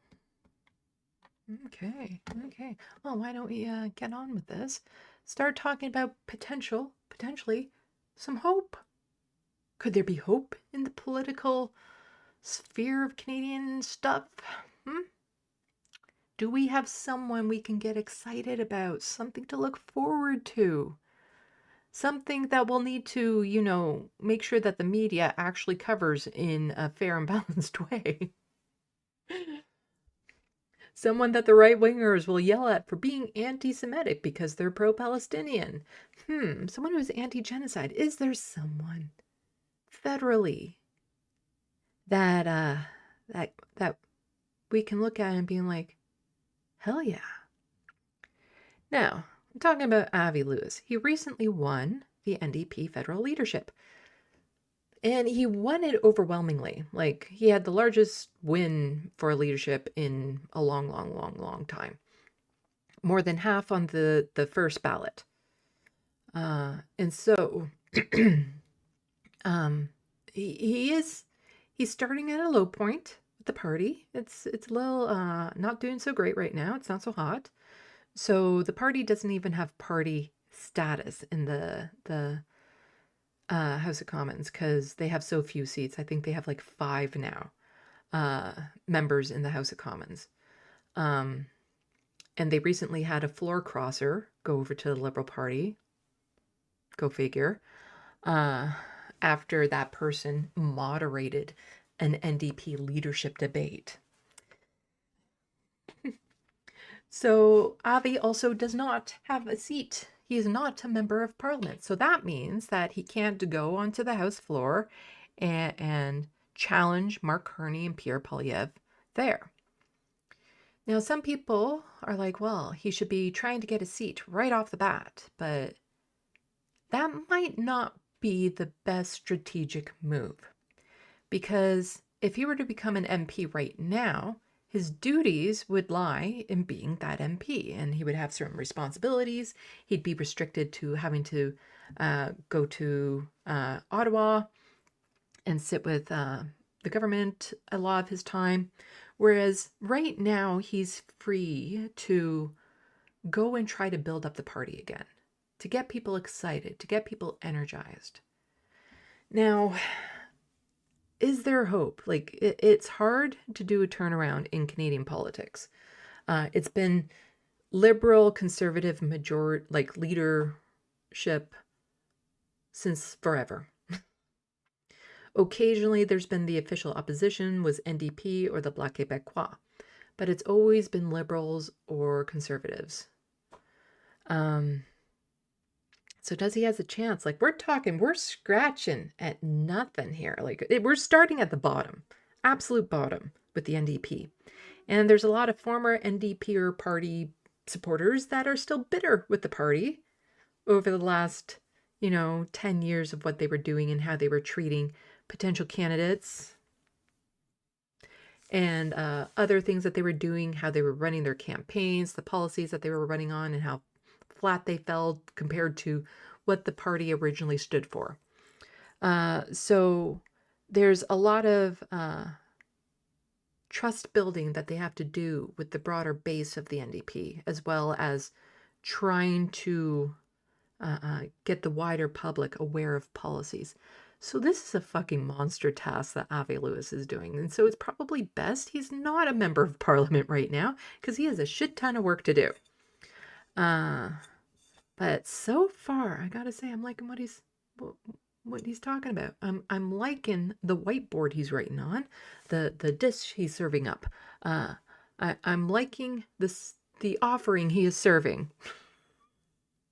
These are not things. None of these are things. I'm liking what he's putting down. I'm liking the chalkboard etchings he has done. I'm liking the stone tablet he has etched into. I'm liking all of that so far. Now, normally, I would have zero hope in him actually being able to rebuild the party. But remember how I was saying earlier that, you know, the conservatives will do something right-wing that encourages other conservatives to do that same right-wing thing and then some.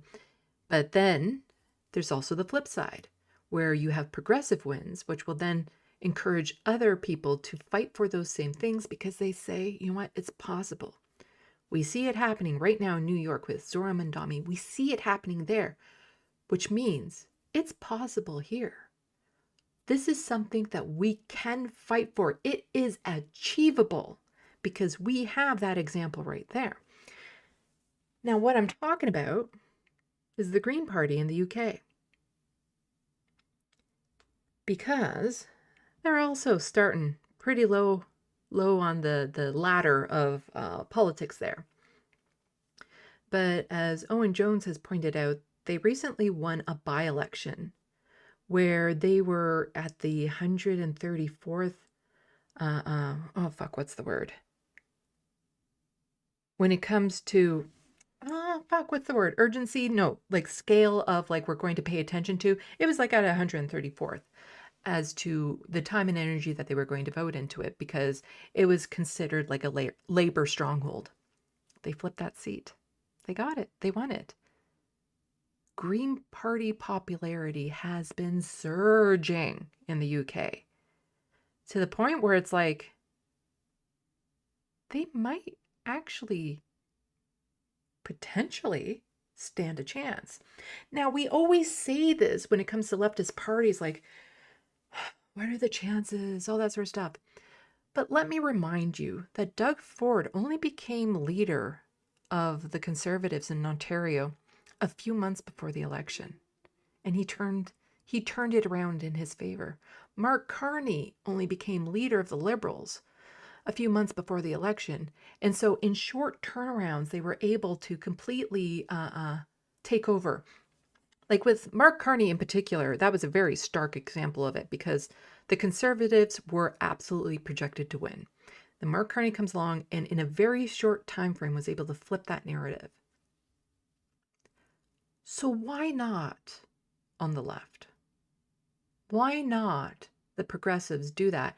And not only that, there's more wiggle room. There's a longer window there to expose people to their ideas, to get their messaging out there, to talk to communities, to energize them, to funnel their anger in the right places, to let people know that this is doable, this is achievable, this can happen, that there's another viable option out there.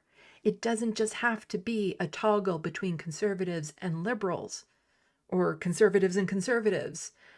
There is another option in a parliamentary system.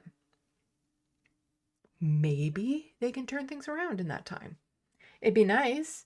You know, like so far, things haven't been improving with the liberals and conservatives. So maybe it's time to try something new. Because normally they toggle because they get sick of one party. The population in general. It's like, we've been putting up with the liberals too long. We need a change, so we'll vote for conservatives.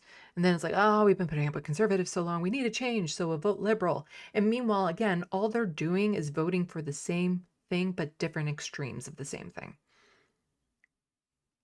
So maybe, just maybe, it would be nice to have an actual change, a breath of fresh air, a different option. And so far, like I was saying, I'm liking what Avi is dishing. I'm liking the toppings he's putting on the salad. I'm liking the crayon he is drawing on the restaurant restaurant tablecloth.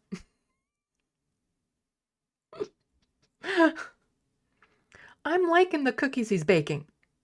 Okay? Okay?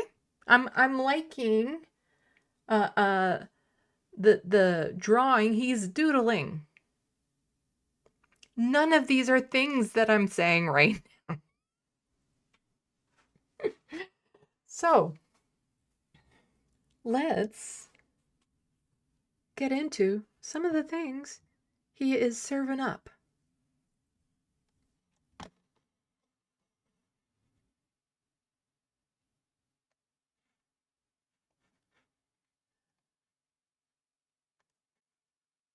There we go. Okay, so Christo Avalis is tweeting out this here.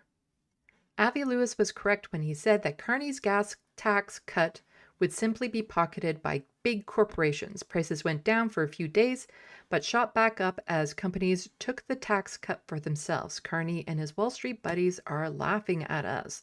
And this is a little image from CTV News. So national gas price average. April 14th, it was 176 cents per liter.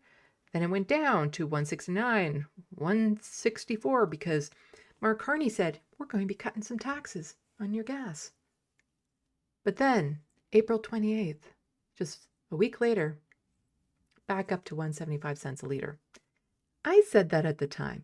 Anyone who does pattern recognition could have told you this was going to happen. Because the thing is that it's happened before. Whenever they've said, oh, we're giving you a tax cut on gas. Well, that just means the gas companies are going to charge you the exact same, and they're pocketing the difference. They're becoming richer on it.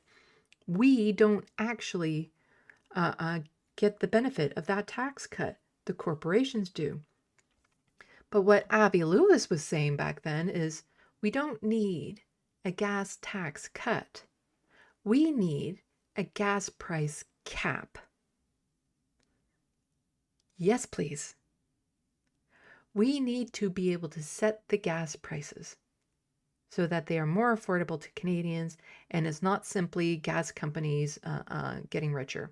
And one of the anchors on the news show was saying, oh, you mean you're telling gas companies, oil corporations to take a haircut?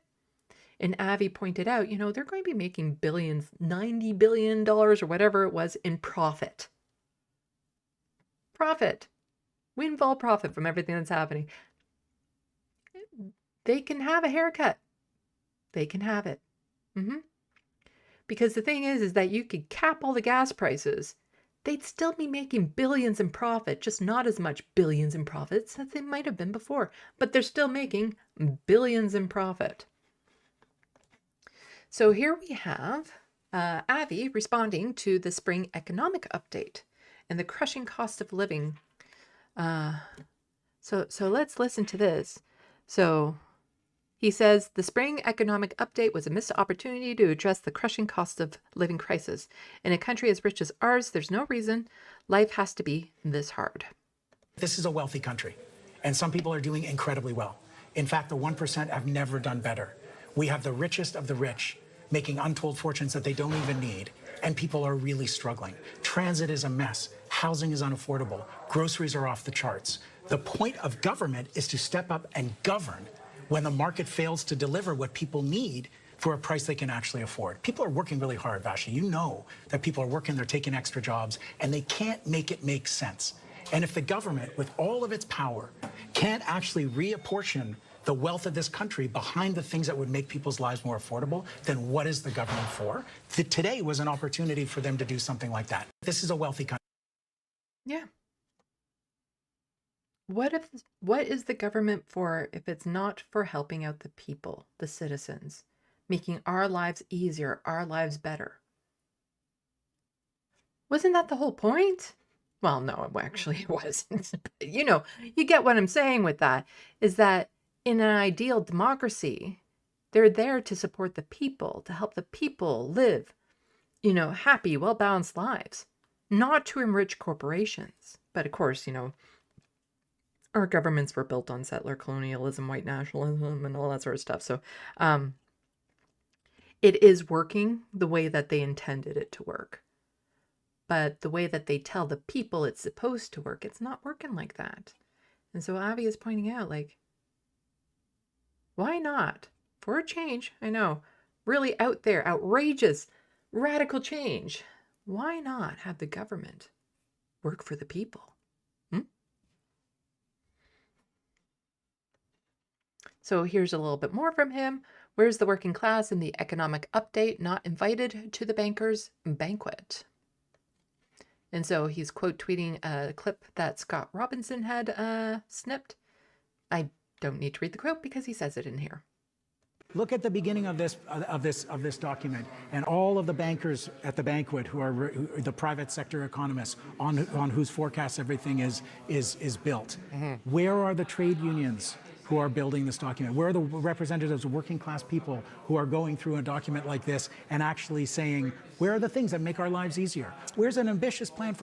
And remember, I just went over Leah Gazan saying, you know, where are the women and girls and the indigenous peoples at the table talking about these projects and plans? None of them are invited to the table. None of them are giving their input. It's not the workers that the Mark Carney government is going to. It's not the average people. It's only ever the 1% and corporations that they're getting feedback from. Do you think the average Canadian was out there saying, do you know what we need? Totally. An AI minister, a minister of AI. We totally need that. No one was saying that, except for the absolute richest of the rich. They're the only ones that would want something like that. The average Canadian? Hell no. I'd like to have that Minister of Disability and Inclusion back, please. That would be more helpful to Canadians than the fucking Minister of AI. For public transit that could be free and functional and get people to work without paying increased prices for public transit. Where are the measures to actually support pharmacare for Canadians, which this government promised? Instead, we've seen Prince Edward Island and Newfoundland say that the feds are not going to extend the national pharmacare plan that we fought for and won in the Supply and Confidence Agreement. So they're walking back things that would benefit Canadians and help them with the cost of medicine, which is not exactly an optional expenditure in a family budget. Okay, but look at the beginning of this. Here's another one. So Christo Avalos is quote tweeting this, saying the look of utter shock at the idea workers in union be included. So again, I think this might actually be the same clip, is it? No? Oh, I think it's a different part of the same conversation. So somebody's saying, are you saying trade unions should be involved in the economic forecast? Why not?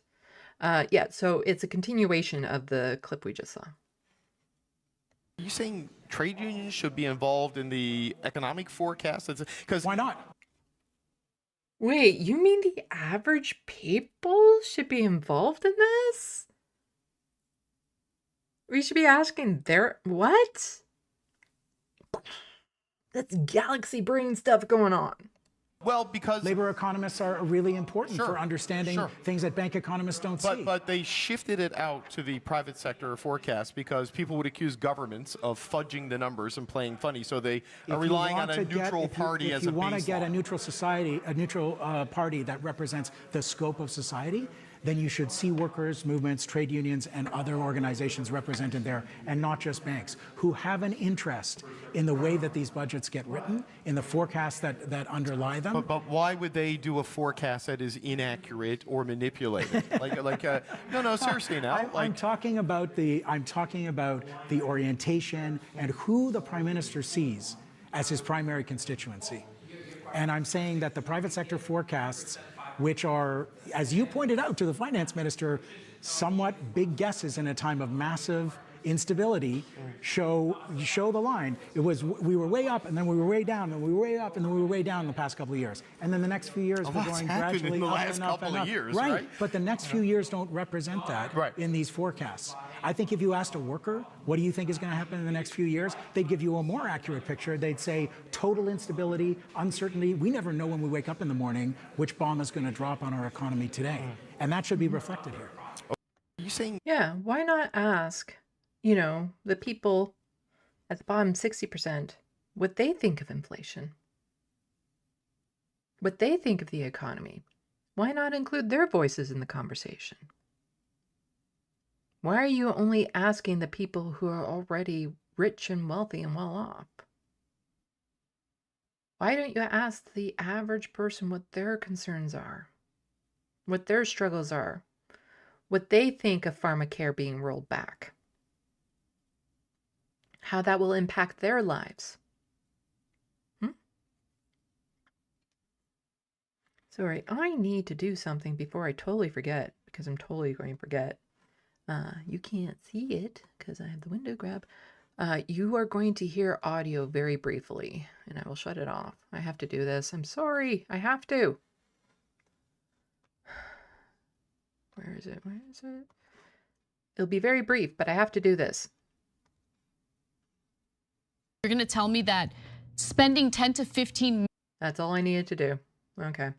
Yes. I have to click on the TYT show every night. Some nights I forget and I kick myself in the ass.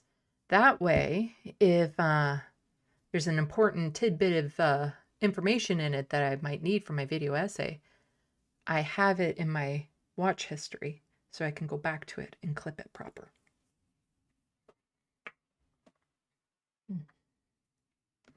Anyway, back on to Canadian politics. So David Dole is pointing out the gas thing that happened. So CBC's David Cochrane 2 weeks ago, you're telling oil companies to take a haircut?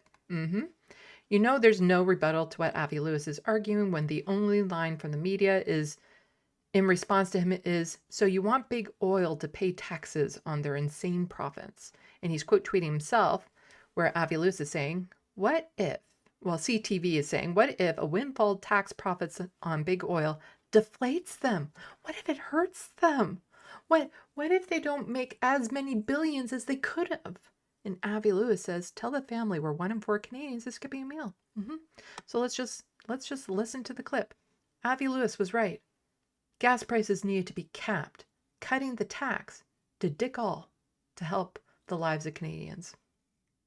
Oil companies in Canada, United States, and elsewhere are making wartime massive inflated profits. Some portion of those windfall profits should be returned to protect us from the inflation spiral, from the cost spikes that are coming as a result of that war. I understand. That's just, yeah, that's I just understand common the principle sense. of that argument, but The right art now of government is to turn that into practice. We have an industry saying that even the level of taxation being proposed, for example, through an increase to the industrial carbon price, would put them at a competitive disadvantage. I mean, you still want the tax revenue from those companies. What happens if what you put in place deflates them and makes them uncompetitive? Tell the family where 1 in 4 Canadians is skipping a meal or reducing the size of their portions in order to feed their kids, that an industry making $90 billion in windfall profits this year can't afford to pay a little bit more.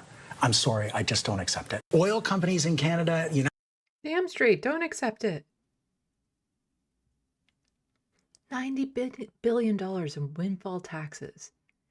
And that woman is concerned about the corporations? Might hurt them? Might deflate them? But 1 in 4 Canadian families can't have 3 square meals a day? Can't afford all their medication? Can't even afford to put that gas in their car? They can take the fucking hit.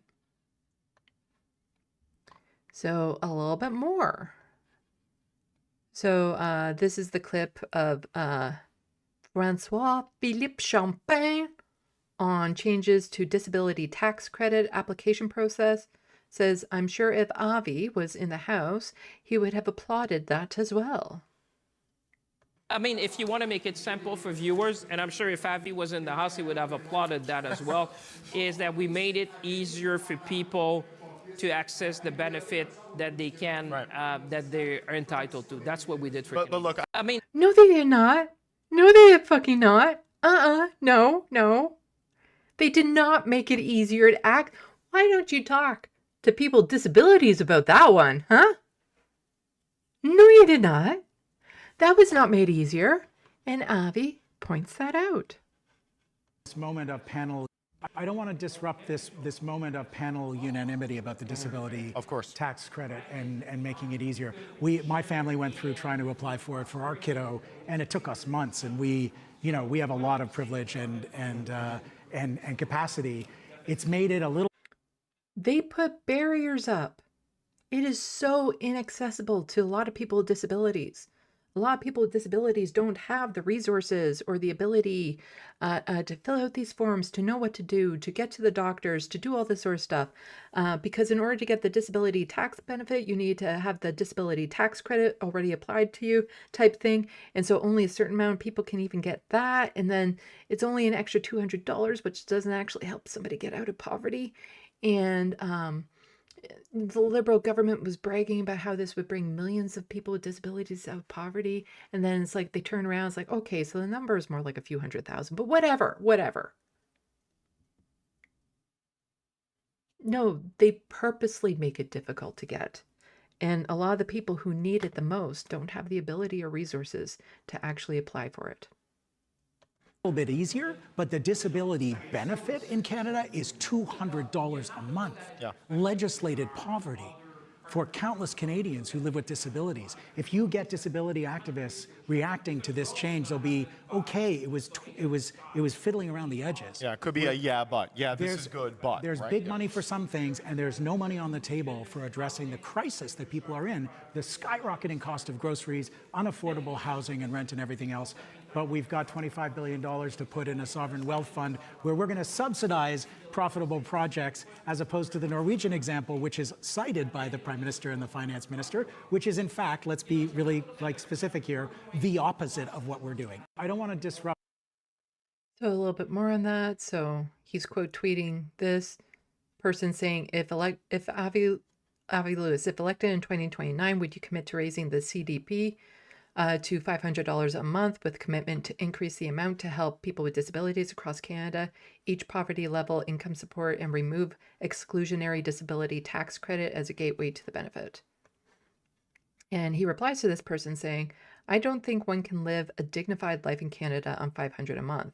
Our call is in line with disability justice activists who are demanding $2,150 a month, closer to the pandemic era CERB. I remember this. I'm old enough to remember COVID, and I'm old enough to remember CERB.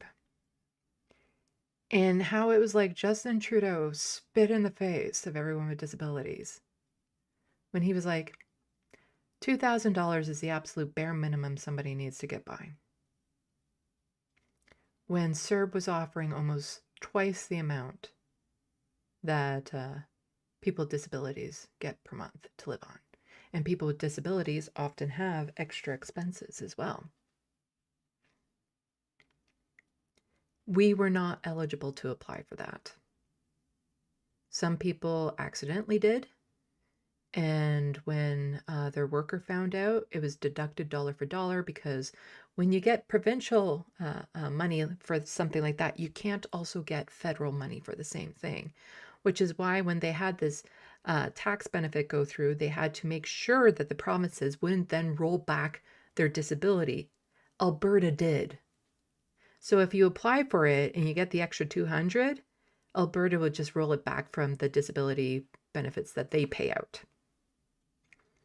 And so they had to make sure that it wouldn't be deducted dollar for dollar. And so some people who live with disabilities, who rely on disability payments, who mistakenly got that $2,000 because it was so easy. You just call up and you get it. That's how easy it was. It was means tested. It just wasn't means tested at the time that you asked for it. And so then they would find out that they're expecting their disability payment to come through and nothing showed up. That $2,000 was spent because an extra $2,000 to somebody who's on disability is a fucking miracle. Maybe they can get something that they had direly, desperately been needing for a long time, but then suddenly they can't pay rent. It was such a shit show to watch that. to watch how they were only willing to help out a certain class of people. But people with disabilities, you can continue to suffer. But he says, but yes, disconnecting the CDB from the tax credit is essential. Yes. And it's nice to just hear a leader talk about disabilities, because quite often we don't hear that at all. That's why when I did interview some of the candidates for the NDP leadership race, I specifically brought this up, because it's so rare to hear a leadership or a leader of a party talk about people with disabilities and maybe how to support them.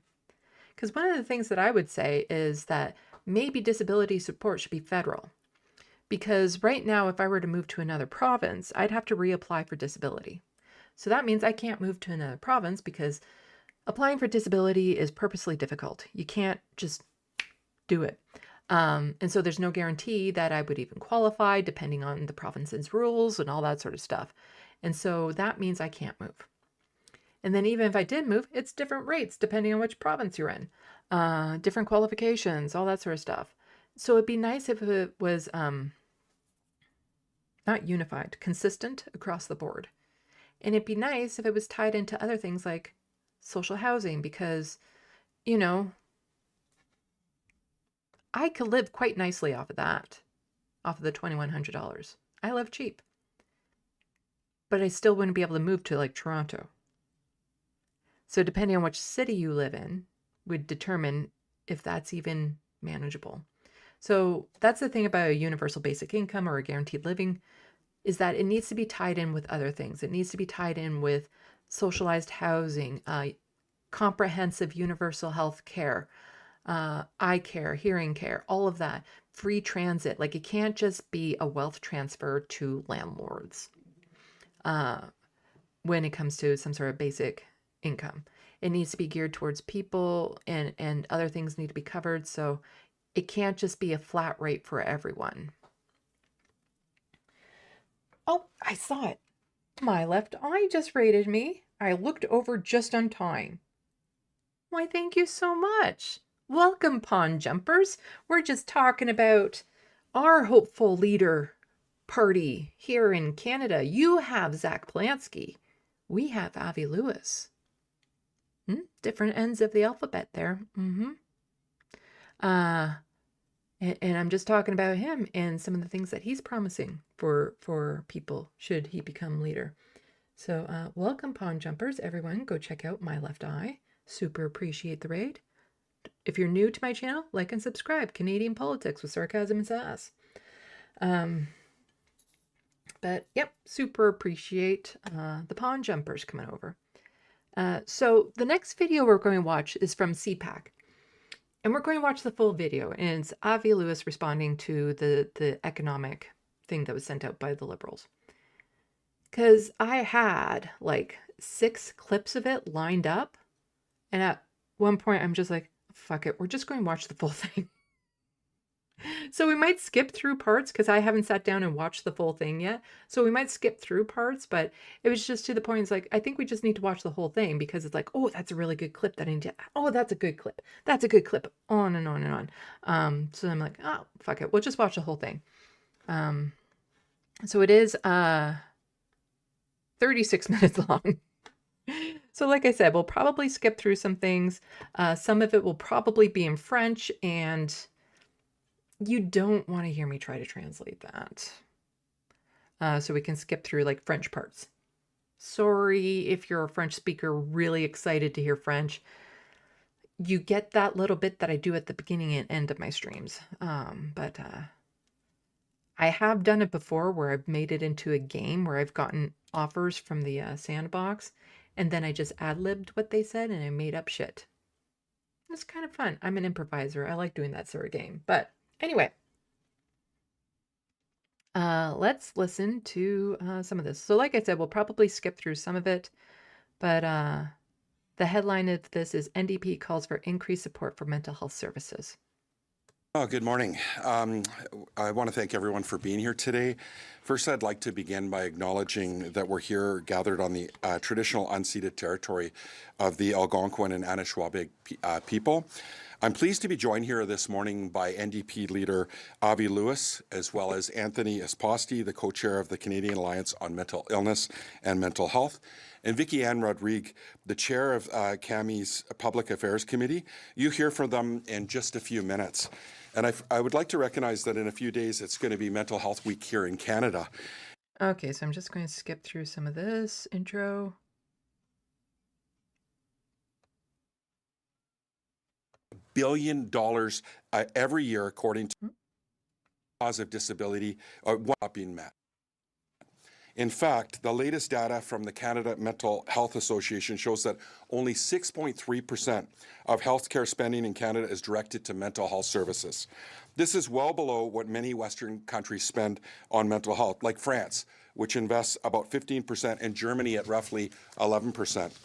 Meanwhile, the cost of mental illness has grown dramatically. Today, it's the leading cause of disability, one of the leading causes of disability in Canada, costing our economy $200 billion every year, according to the Mental Health Commission of Canada.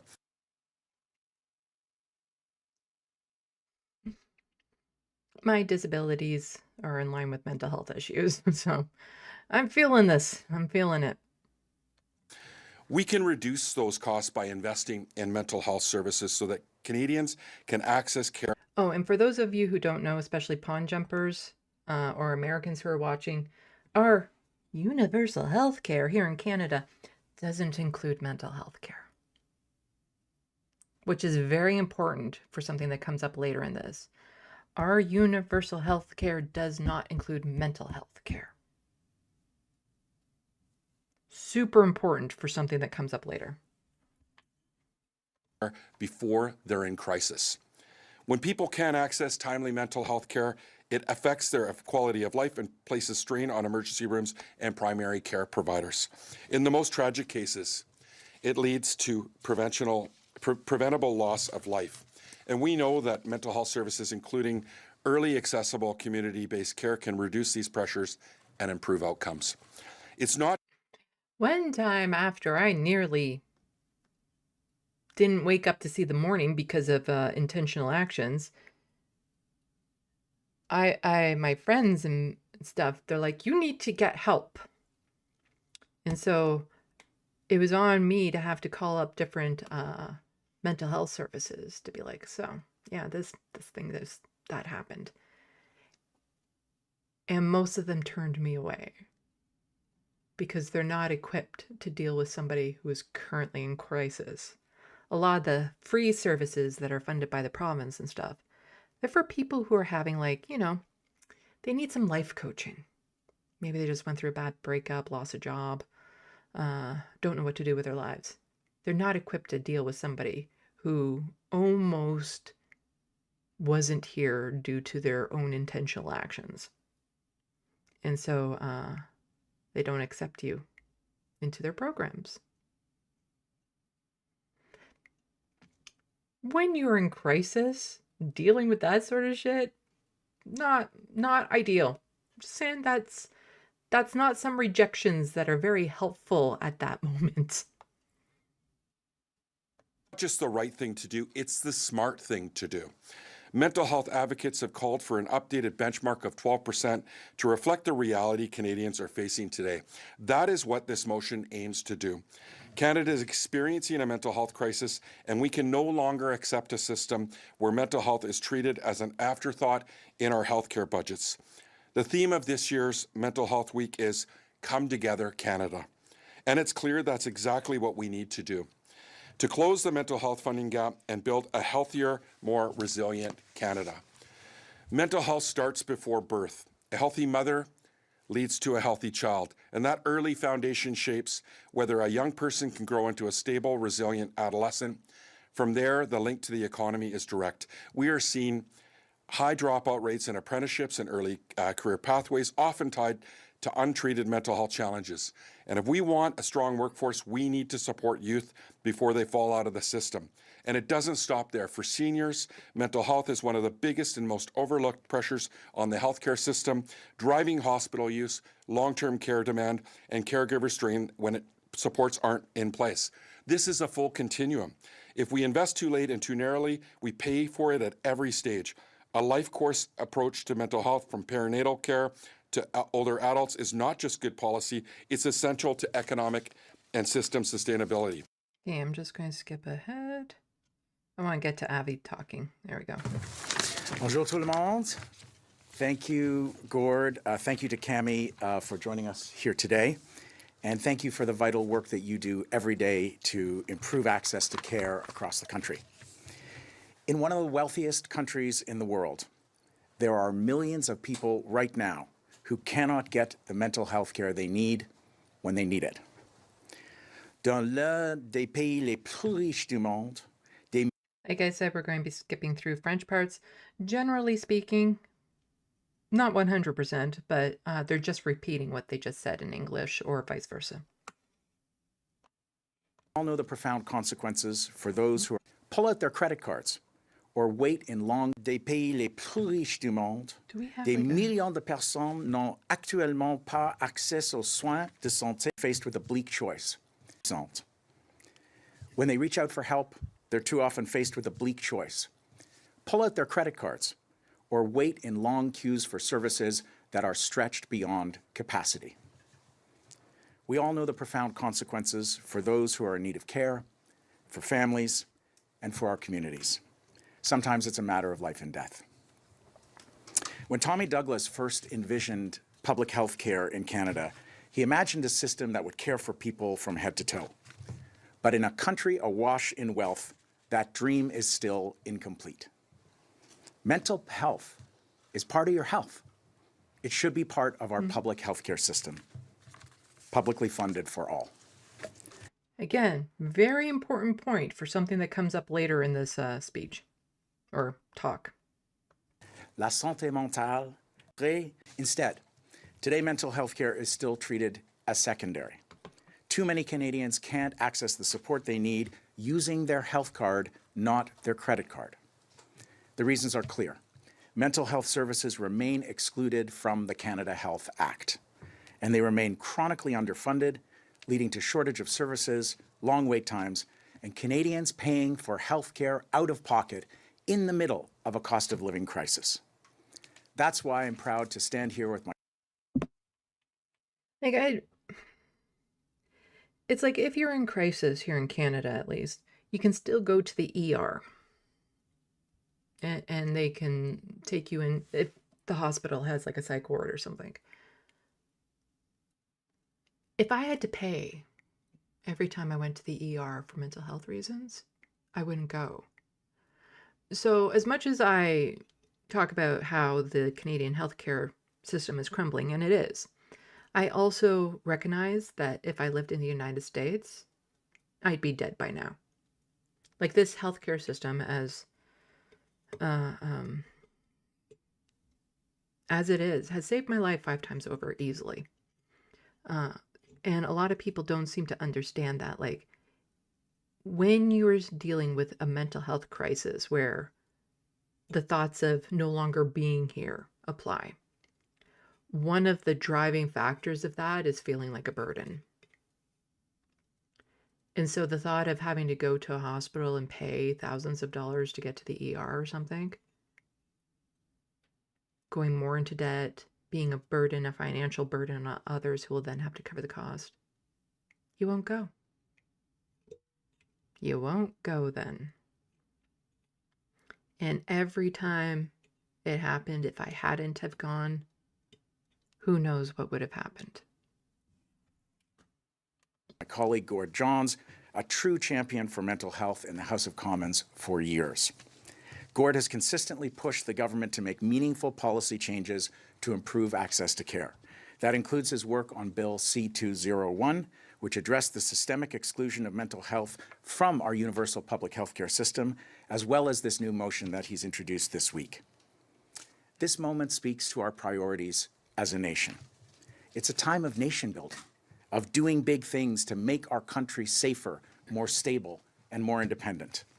And here we have a human crisis that touches every family in Canada, and a set of long-standing evidence-based solutions that Canadian health professionals have been calling for decades. Truly comprehensive public health, mental health coverage is a nation-building project worthy of the term. Il est temps de définir nos priorités. Pour la santé mentale, nous avons besoin. The government can do when it decides that something matters. Last month, this government announced it had met a defense spending target that was set about a decade ago. But it still hasn't met a target for mental health spending that was set as far back as 2012 and was understood and called for many, many years before that.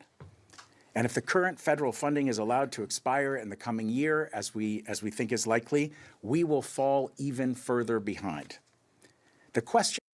We saw that graphic from earlier where it's like deduction in disability spending. That was part of the whole spring economic plan, deduction in disability spending. So it's only going to get worse for people with disabilities. The question isn't whether we can afford to act. The question is, why haven't we? Today, we're calling on the federal government to treat mental health with the urgency it demands, because healthcare in Canada should truly cover every one of us from head to toe. I'd like to turn the mic over now to our guests, and I'm happy to take your questions after. Okay, where are we? I want to get back to Abby.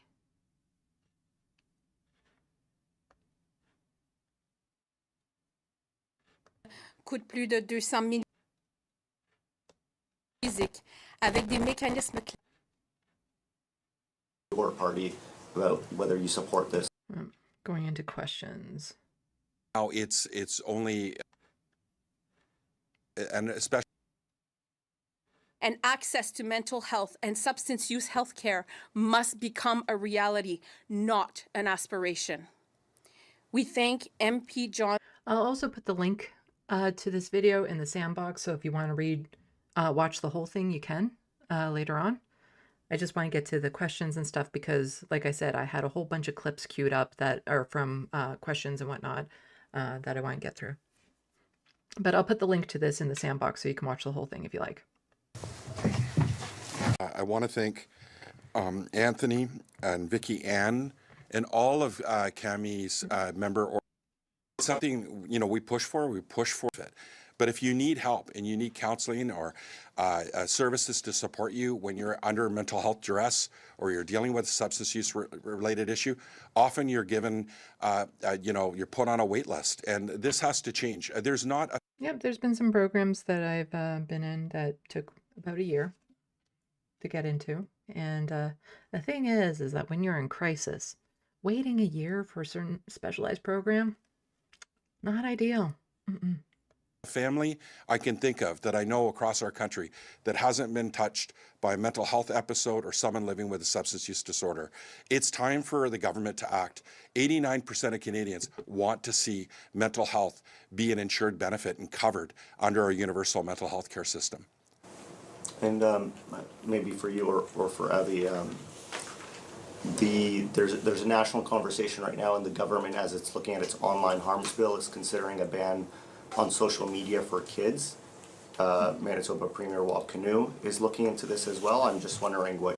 I covered that yesterday on the live stream, how Wap Kinew is looking to ban social media for anyone under the age of 16, which is just bad news. So I'm actually curious if Avi answers this and how he answers it. Because I haven't watched this yet. Because all it does is open up the door for everyone having to give over their government ID to these social media companies in order to access the internet, which is just privacy violation extraordinaire when they should be targeting the actual social media companies and their algorithms and how they're actually designed to be addictive to children and get them hooked and how they funnel them down certain routes. That should be targeted, not just banning it from kids. Where conversations are at with your party about whether you support this and what you think about that. Thanks for that question, Mark. The details will be very important. Right now, it's a broad proposal. We have some pretty serious concerns about how it would be rolled out. The question of age verification implies another massive data grab for big tech, and it doesn't get at the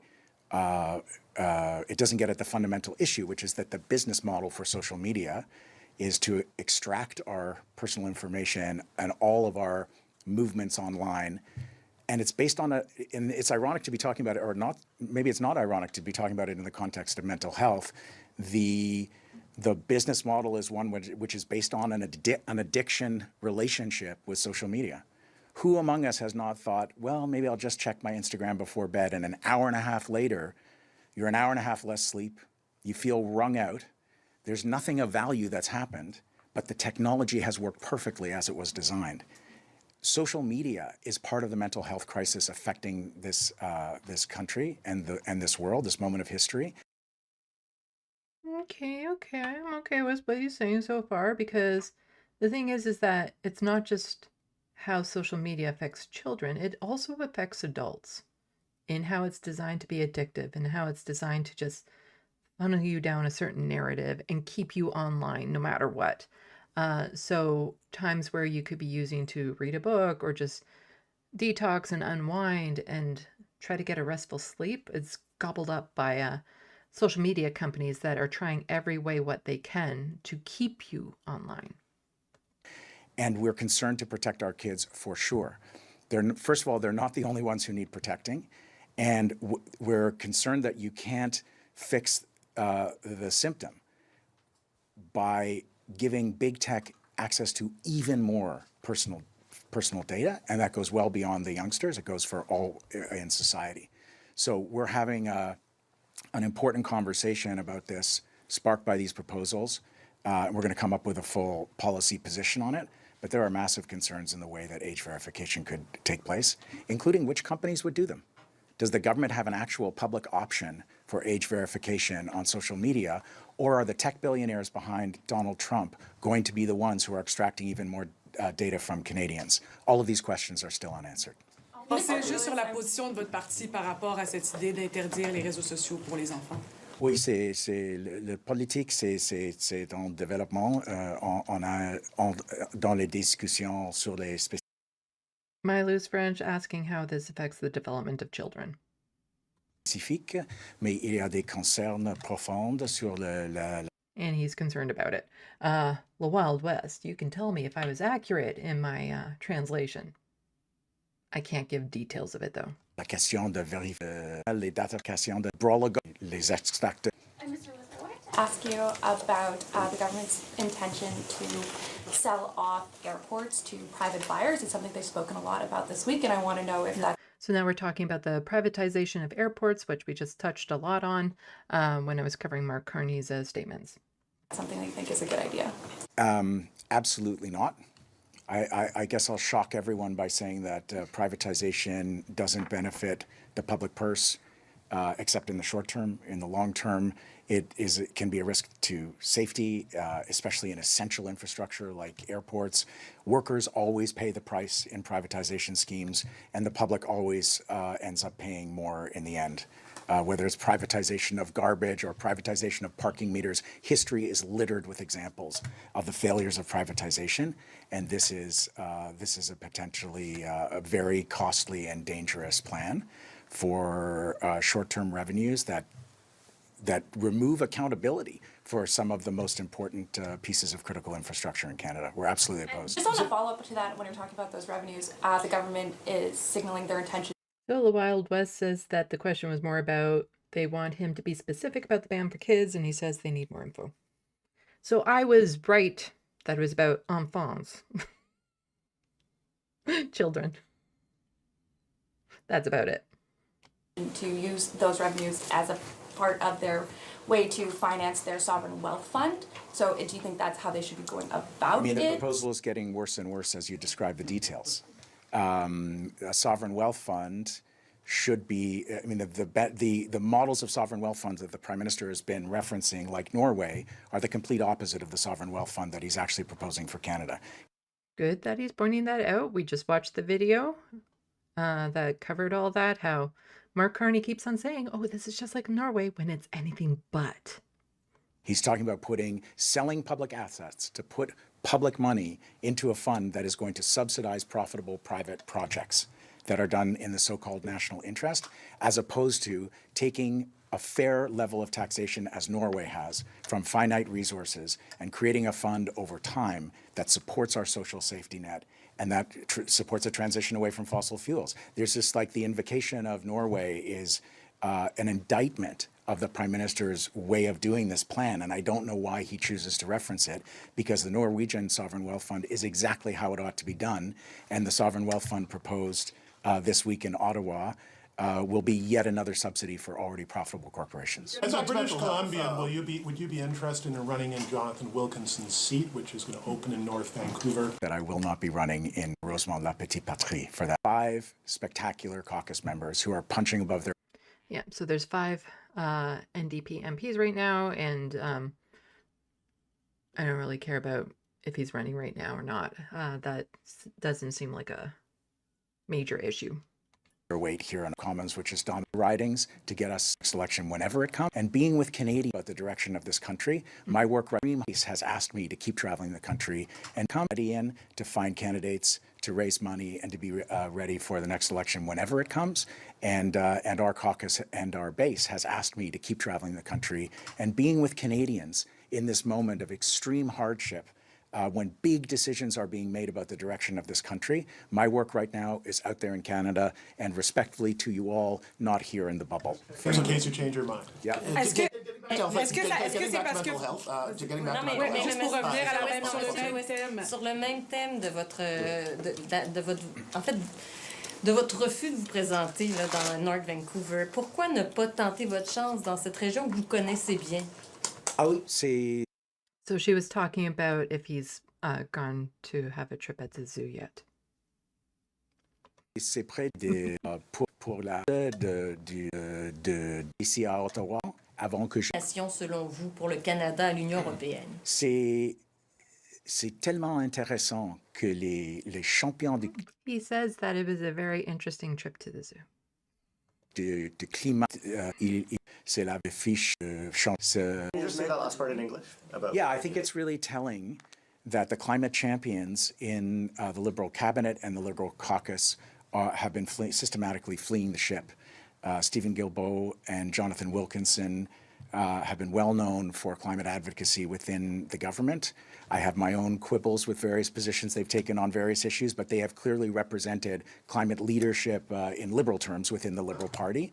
They've left cabinet or been removed. They are now leaving office, and I think... Yes, they're leaving the place that they could have actually had an impact when it comes to the environment. I think that says all you need to know about where climate sits in the range of priorities for this government, which is nowhere visible. And I think that if I were a Liberal... And they actually passed a bill that allows them to override environmental laws, to have like environmental assessments and things of that sort, or if there's like endangered species where they want to put the AI factory. Oh, fuck, what was it called? Those AI factories. That's not what it's called. If they want to put an AI factory on top of a endangered species wildlife refuge, then they can do it. They can do it with this new bill. Fuck, what's it? It's not called an AI factory. Fuck. Climate champion, which obviously I would never be and will never be. But if I was a climate champ within the Liberal Party and within the Liberal government, I might be looking for work elsewhere too. Data center. That was what they're called. AI data centers.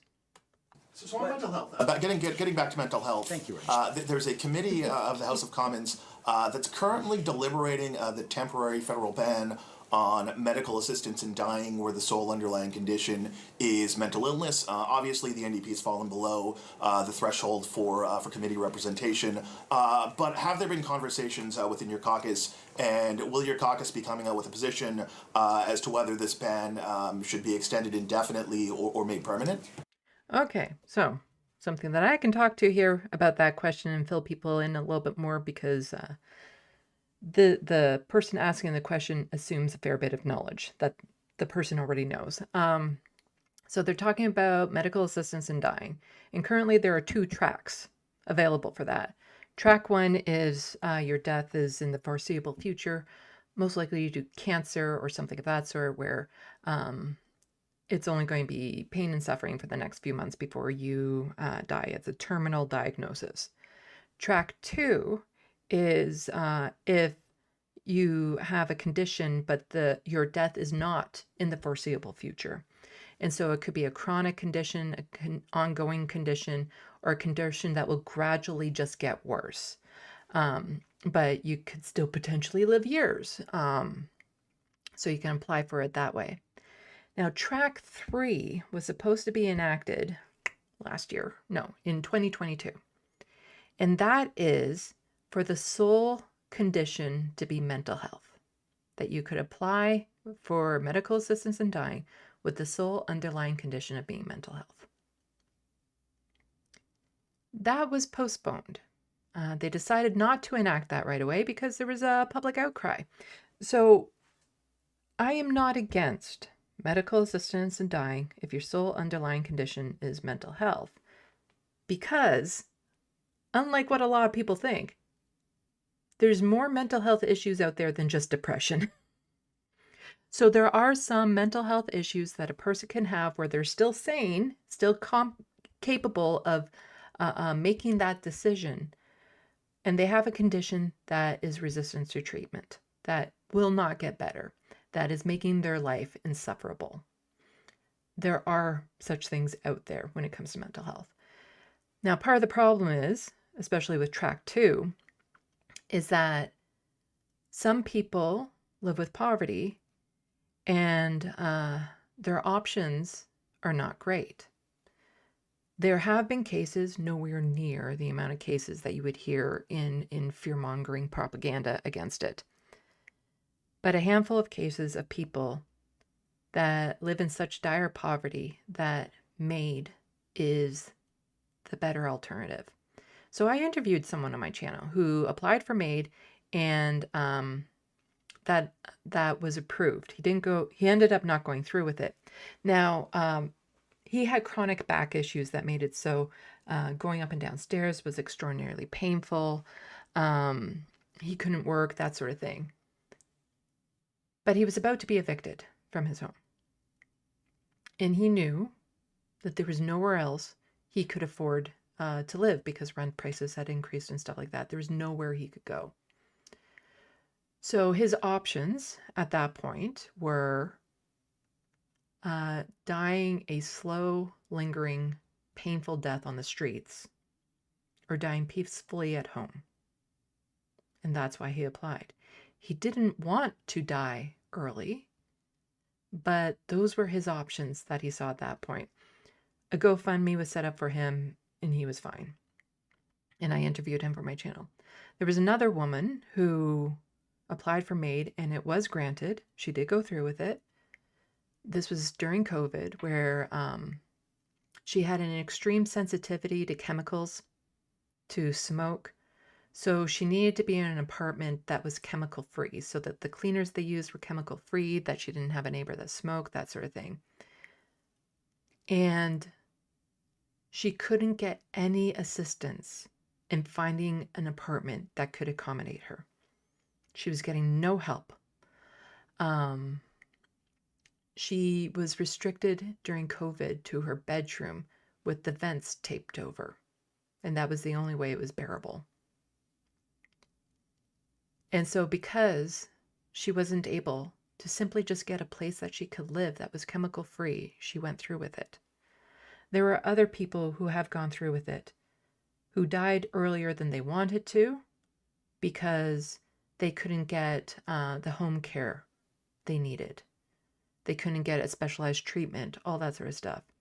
Again, this isn't widespread. It's a tiny percentage, but that is too many. One is too many. If there's ever a person that says, I don't want to die yet, but these are my options, then that's unconscionable. MAID should be a last resort, not a better option than some of what they're facing. Now, to bring it back to the mental health issue,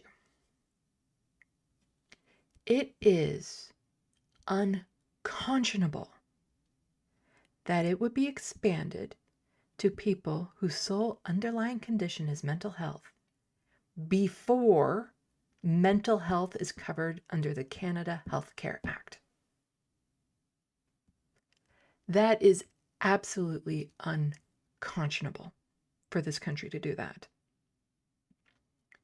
That people with mental health issues can't access certain types of care and everything that they need. MAID wouldn't be the last option, it would be the only option for a lot of them to end their suffering. And what does that communicate to someone like me, who regularly deals with thoughts of not being here? You call the helpline. Press 1 for counsel. Press 2 for application to MAID. Of course, it wouldn't be that extreme, but you get where I'm going with that. How can I take my government seriously that they would care about my mental health issues when suddenly they leave that as easier to access MAID than it would be for me to access the mental health care I need? That is unconscionable for this country to do that. Anyway, back to Avi's response to this. Yeah, we are going to discuss that as a caucus, and thank you for that question. I think the question of MAID in Canada has been, the subject has been refashioned recently as we see people choosing MAID out of desperation. And I think that for people with disabilities, I know the disability community is deeply disturbed.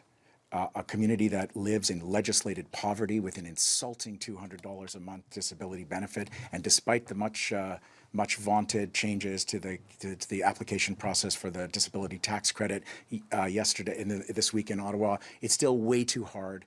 The disability tax credit is still connected to the disability benefit, and people are living in legislated poverty. People in mental health crisis should be getting the supports that they need. Mental health is part of your health. It has to be part of our universal, publicly funded health system. If people are choosing MAID, choosing to die, because they can't get supports that they need in life, something is broken in our system. In terms of the particular bill and proposal, the ban and its extension, that's something we'll be discussing in caucus. There are over 130 Palestinian students from Gaza who were accepted to about 26 Canadian universities. The government and the situation right now remains in limbo since their visa applications are still not being approved. Heather McPherson spoke, and she mentioned this as well in the House of Commons. She told me that this was a result of anti-Palestinian racism. Do you agree with her assessment, and where do you think the racism lies with? Yeah, there have been cases of people who have been accepted to universities and colleges here in Canada. They're talking about Palestinians, so Gazans, Palestinians who have been accepted to universities here, but they can't make it over because they're trapped in Gaza. And some of them have even died before they could get here because the genocide. In the government or anywhere else? I absolutely agree. I stood at this podium earlier this month to call on the government to allow these brilliant young students, all of whom have admissions, many of whom have scholarships. They represent a bright future for Canadian scholarship, and they have managed to apply for postgraduate studies in Canada and been accepted. They've applied from the rubble of a society which has been ground to dust in an ongoing genocide. It is scandalous that the government of It's nice to have a leader who's not afraid to say that. Canada is creating extra barriers or even insisting that they get biometric elements of their applications in Gaza, which obviously has no capacity for those services. When we accepted a vast number of refugees from Ukraine, all of those rules were made more flexible, or many of them were for many, many applicants, and we're calling on the government to do that for these students from Gaza. I will say something that I haven't said publicly before because you're bringing the issue up again. I raised this with the Prime Minister directly when I met with him. And I will say that he responded in a human way with a sense of concern. And I would like to see that human impulse of basic fairness. I don't care if he responds in a human way. I care if he acts in a human way. What does he do about it? Because it's easy to be like, oh yeah, I do feel bad for them, like my heart bleeds, but if only there was something we could do as the federal government here in Canada. Oh well. And not just out of charity or compassion, but out of interest for the future of the knowledge base of Canada, of the important research that these students can contribute to here, not to mention the fundamental human rights that they have to move freely in the world and to pursue their studies here in Canada, for the government to actually do something about this. This can't be another issue that's brushed under the rug. Anti-Palestinian racism is why there are double standards in these policies, and they must stop. So who's expressing the It's nice to have a leader of a party acknowledge that. racism? Is it the government itself? Is it the Minister of Immigration? Is it the bureaucracy? I think when we're talking about racism, reducing it to individuals or to specific agencies, it just doesn't get us anywhere. When you talk about racism, whether it's anti-Black racism or anti-Palestinian racism or any form of racism, including anti-Semitism, these are embedded in systems. And racisms have to be dealt with in systemic ways. I think the value of calling it out for what it is to highlight the double standards that we see. I can... Oh, go ahead. This is an interesting question. Do you agree, since you might have issue with the federal cut on the gas tax, do you agree with Alberta's provincial government's decision to keep their provincial gas tax? I mean, I think that tax cuts just manifestly do not resolve the crisis of the cost of living. And I think that we've seen whether governments grab the revenue or they reapportion the revenue, it's just a very expensive and inefficient way to deal with the fact that the cost of living is out of control. Back in 2021, we saw the Liberals campaign on permanent mental health transfers to the provinces. That turned into a 10-year agreement. We've seen plenty of piecemeal mental health supports are rolled out here and there. As recently, Secretary Vancouver did, talking about the $6 million fund for athletes. Given that basically everyone in the room above us would agree that mental health is health, why do you think there's really not that much motivation, it seems, on the government's end to put permanent mental health funding into the health formulary? This is an excellent question, David, and it boggles the mind that we are doing nothing about this crisis when it's costing society so much well-being, destroying so many lives, and costing so much economic activity and productivity. Mental health is part of our health. It's the ultimate post-partisan issue. When you have an issue that everyone from the corporate giants like Bell Canada to everyday families at the kitchen table, every level of government, every party is touched by this. Everyone recognizes there's a mental health crisis in Canada. It's getting worse because of the invasion of social media and digital surveillance in our lives, the speed of life, the terror of living in these times when the world seems to have come unglued. This is an easy fix. It's been committed to year after year by government after government. The economic benefits alone, I don't want to reduce this to an economic issue solely because it speaks to all of us as human beings, but the economic benefits alone are for every dollar that you invest in mental health. You get $3 in economic return and increased productivity and economic activity. This is something, these investments will save our economy vast amounts of money and restore a sense of well-being for so many people who are suffering unnecessarily. I cannot make it make sense. This is a fundamental part of being Canadian. We have to put mental health in our public healthcare system, fund it adequately, And we need it now more than ever. And every member of every government that has pledged to do so and is failing to do so should be ashamed. Comes down to what would overall cost the public purse to include this in broader healthcare, especially considering going to a psychotherapist. That's about $150 to $200 a pop for one session. No, I don't. I don't think that it's a simple question of math, because everybody in the policy world and in government knows that the math is clear. The investments pay for themselves many times over. I think we're trapped in a story.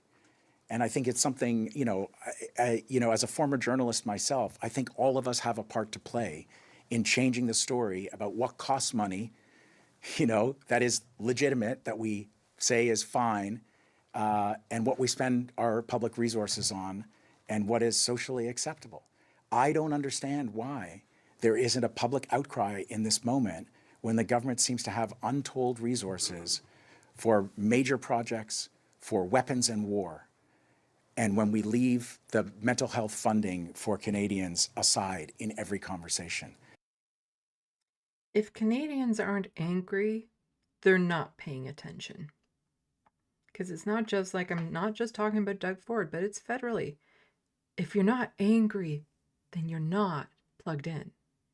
Unfortunately, a lot of Canadians not plugged in. If I were back among you in my role as a journalist, I would want this brought up in every single press conference, because it speaks to our priorities as a nation and who we are as Canadians. And so I think it's on all of us to make issues like this the burning issues of the day. And I think that, like every other issue, I think about the chiefs from the Mikisew Cree Nation who were here at this podium a couple of weeks ago talking about the unbelievable rates of rare cancers affecting 20% of their communities from living next to the tailings ponds from the oil sands. Again, medicine and health crisis that's been understood for decades, where evidence-based responses have been suppressed. What is the priority in our country? What do we think is worth spending money on? Do we only think that it's worth spending money on projects that have incredible lobbying power, that have friends, powerful friends in cabinet, that have huge industries that benefit from them? Those are the projects and the spending priorities that we see going forward in this country. And the ones that benefit all of us, that make sense, that are based on decades of good evidence and science, get left aside and left out of the conversation. Mental health is foremost among them. Est-ce que vous en avez parlé avec le Premier ministre? I think I'm just getting there. That's something to do. Est-ce que vous en avez parlé avec le Premier ministre, de la santé mentale, du financement? Non, jusqu'à ce moment, non. Il y avait... And that is the end of it. Very good press conference there. Now, we just heard from Avi Lewis, the official opposition of the establishment. Now let's hear from the official opposition and just contrast that. We had Avi just give this stellar press conference right here versus this.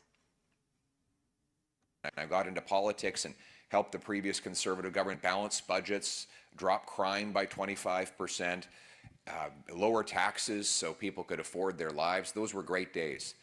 But unfortunately, that promise is broken after 10 years of this costly Trudeau, Carney, Liberal government. I got into politics. Slogan, slogan, slogan, lie, lie, lie. So Annie here is pointing out, sorry, Pierre, but I was there during the Harper years in Ottawa, and you were not part of the inner circle of power. You had little incident on what Harper and his close team decided. You were, however, always in search of media spotlights, and you were asking journalists, myself included, to be quoted in their report. You spoke French very well, and I, working for French TV, was always happy to find bilingual politicians. I would have used a clip of you in my reports, but what you said always stopped me. Even then, you were all about personal attacks and superficial comments. You never discussed, analyzed the policy, always the party. Ad hominem rather than ad rem. And those politicians from all parties I tend to exclude in favor of those who examine the substance. No fighting with the other party in my reports was my motto. Explaining factually why you are against X or Y decisions, yes, but otherwise it's just empty political attacks. And the citizens of Canada deserve better. You haven't changed, Pierre, despite the responsibilities that are now upon your shoulders. Yeah. Things did not get better under the Harper government. Just saying, they did not. They were not great days. They were pretty bad. They haven't improved all that much, but yeah. Anyway. Oh, right. I said I was going to put the link of that video into the SandBox, so I shall do that. Let's see. Hopefully it's not too long. Okay, there you go. So that's the link to the CPAC video if you wanted to watch the whole thing. But I am done my dockets. That's all I had planned for today, to get caught up on all the federal economic stuff. Like I said, David Dole just released a video on it. I'm sure it's pretty good. So check it out. I probably will later on. But I'm all pooped out for politics tonight, so I'm probably just going to unwind and eat dinner and do all that sort of stuff. I have a busy week ahead of me, so yeah. Anyway, I think I want to wrap up in 3 hours. This is going to be like the shortest live stream I've done in a long time. But first, I probably should check the SandBox to see if there's anything I need to be responding to.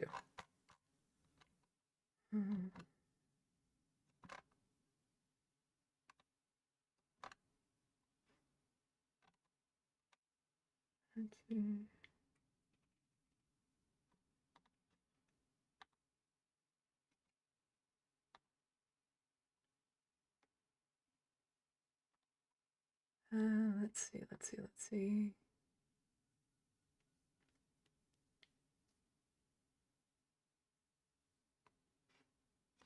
So Lev, this is exactly why I say UPI won't work without new laws, or it has to be secret and regional. Hello, hermeteorologist.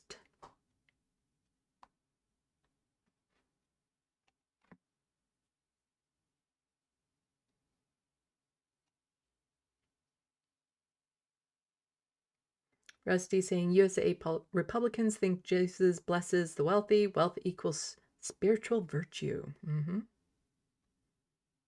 Now keep in mind, Tucker Carlson says that the only way that he would run for president is if he heard it from God. Just saying. Just saying. If he got that calling from God.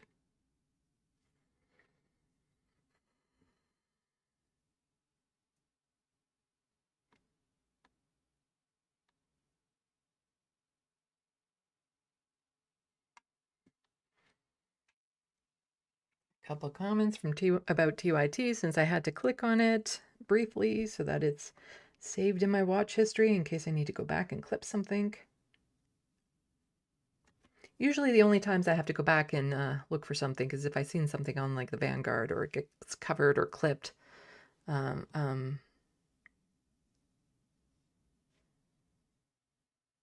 If Winner and Losers clips it or something of that sort. Then I'm like, okay, I'm going to go back and get the full clip.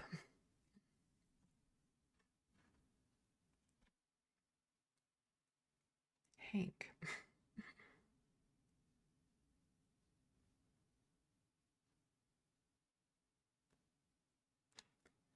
Let's see. Hello, Doc Davies. Welcome to the SandBox. Then we got the pawn jumpers in.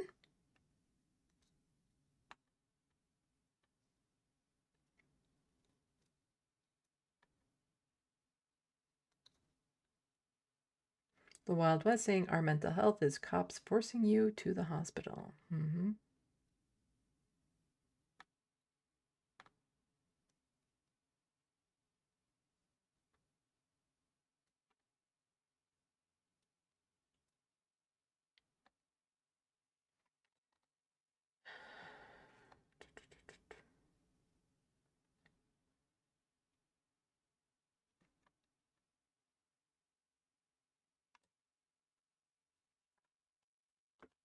Yes, buy my book, buy my book.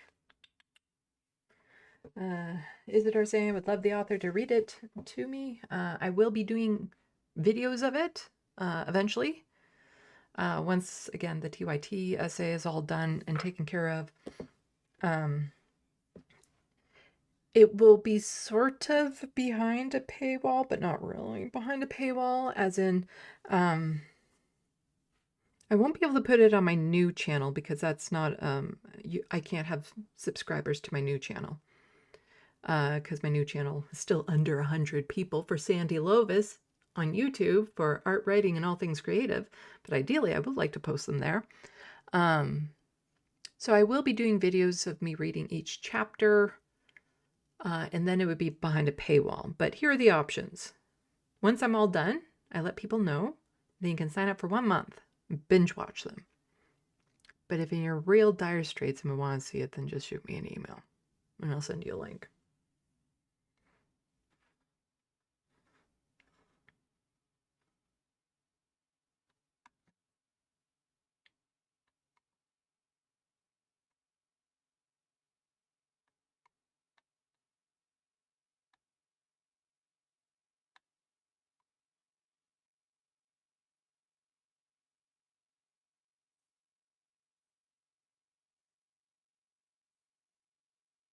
Okay.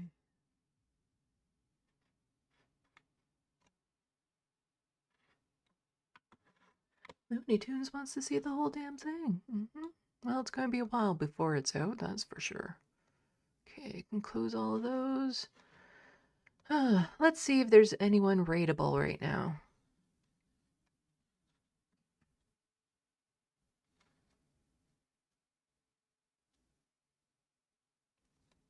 David Dole's video on Mark Carney has already reached 12K views in 3 hours during the time of my live stream. One of these days, I'll get like thousands of people watching my videos. I'll get there. I'll get there eventually. Let's see. Is there anyone live that I regularly watch or I'm familiar with?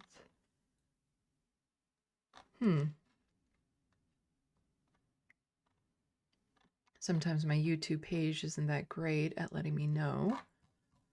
Let's see. I go to edit, customization, redirect ad, search from videos and other channels. Oh, okay, so there are some options, as in one option, really. Okay, we're going to be rating pep talks.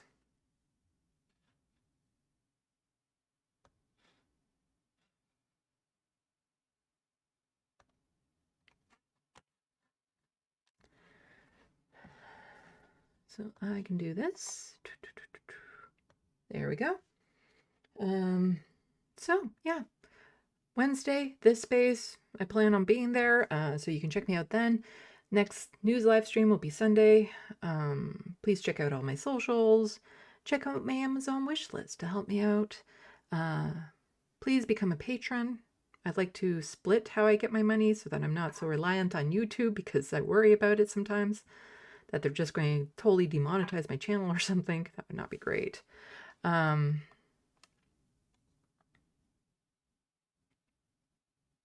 There's a live stream of just Toronto, like the skyline of Toronto, that has over 100 people watching it right now. I'm doing something wrong. I'm doing something wrong. Anyway, yeah. Please check out all my stuff. It really helps. Thank you, mods. Thank you, everyone, to coming out on this Monday. It is Monday. Afternoon, evening. I keep on thinking for some reason it feels very much like a Tuesday, but it is Monday. Tomorrow is Tuesday. So I think with all of that, salut, à la prochaine. Thank you for watching and stay tuned. I'm Sandy, wishing your tomorrow is better than your today.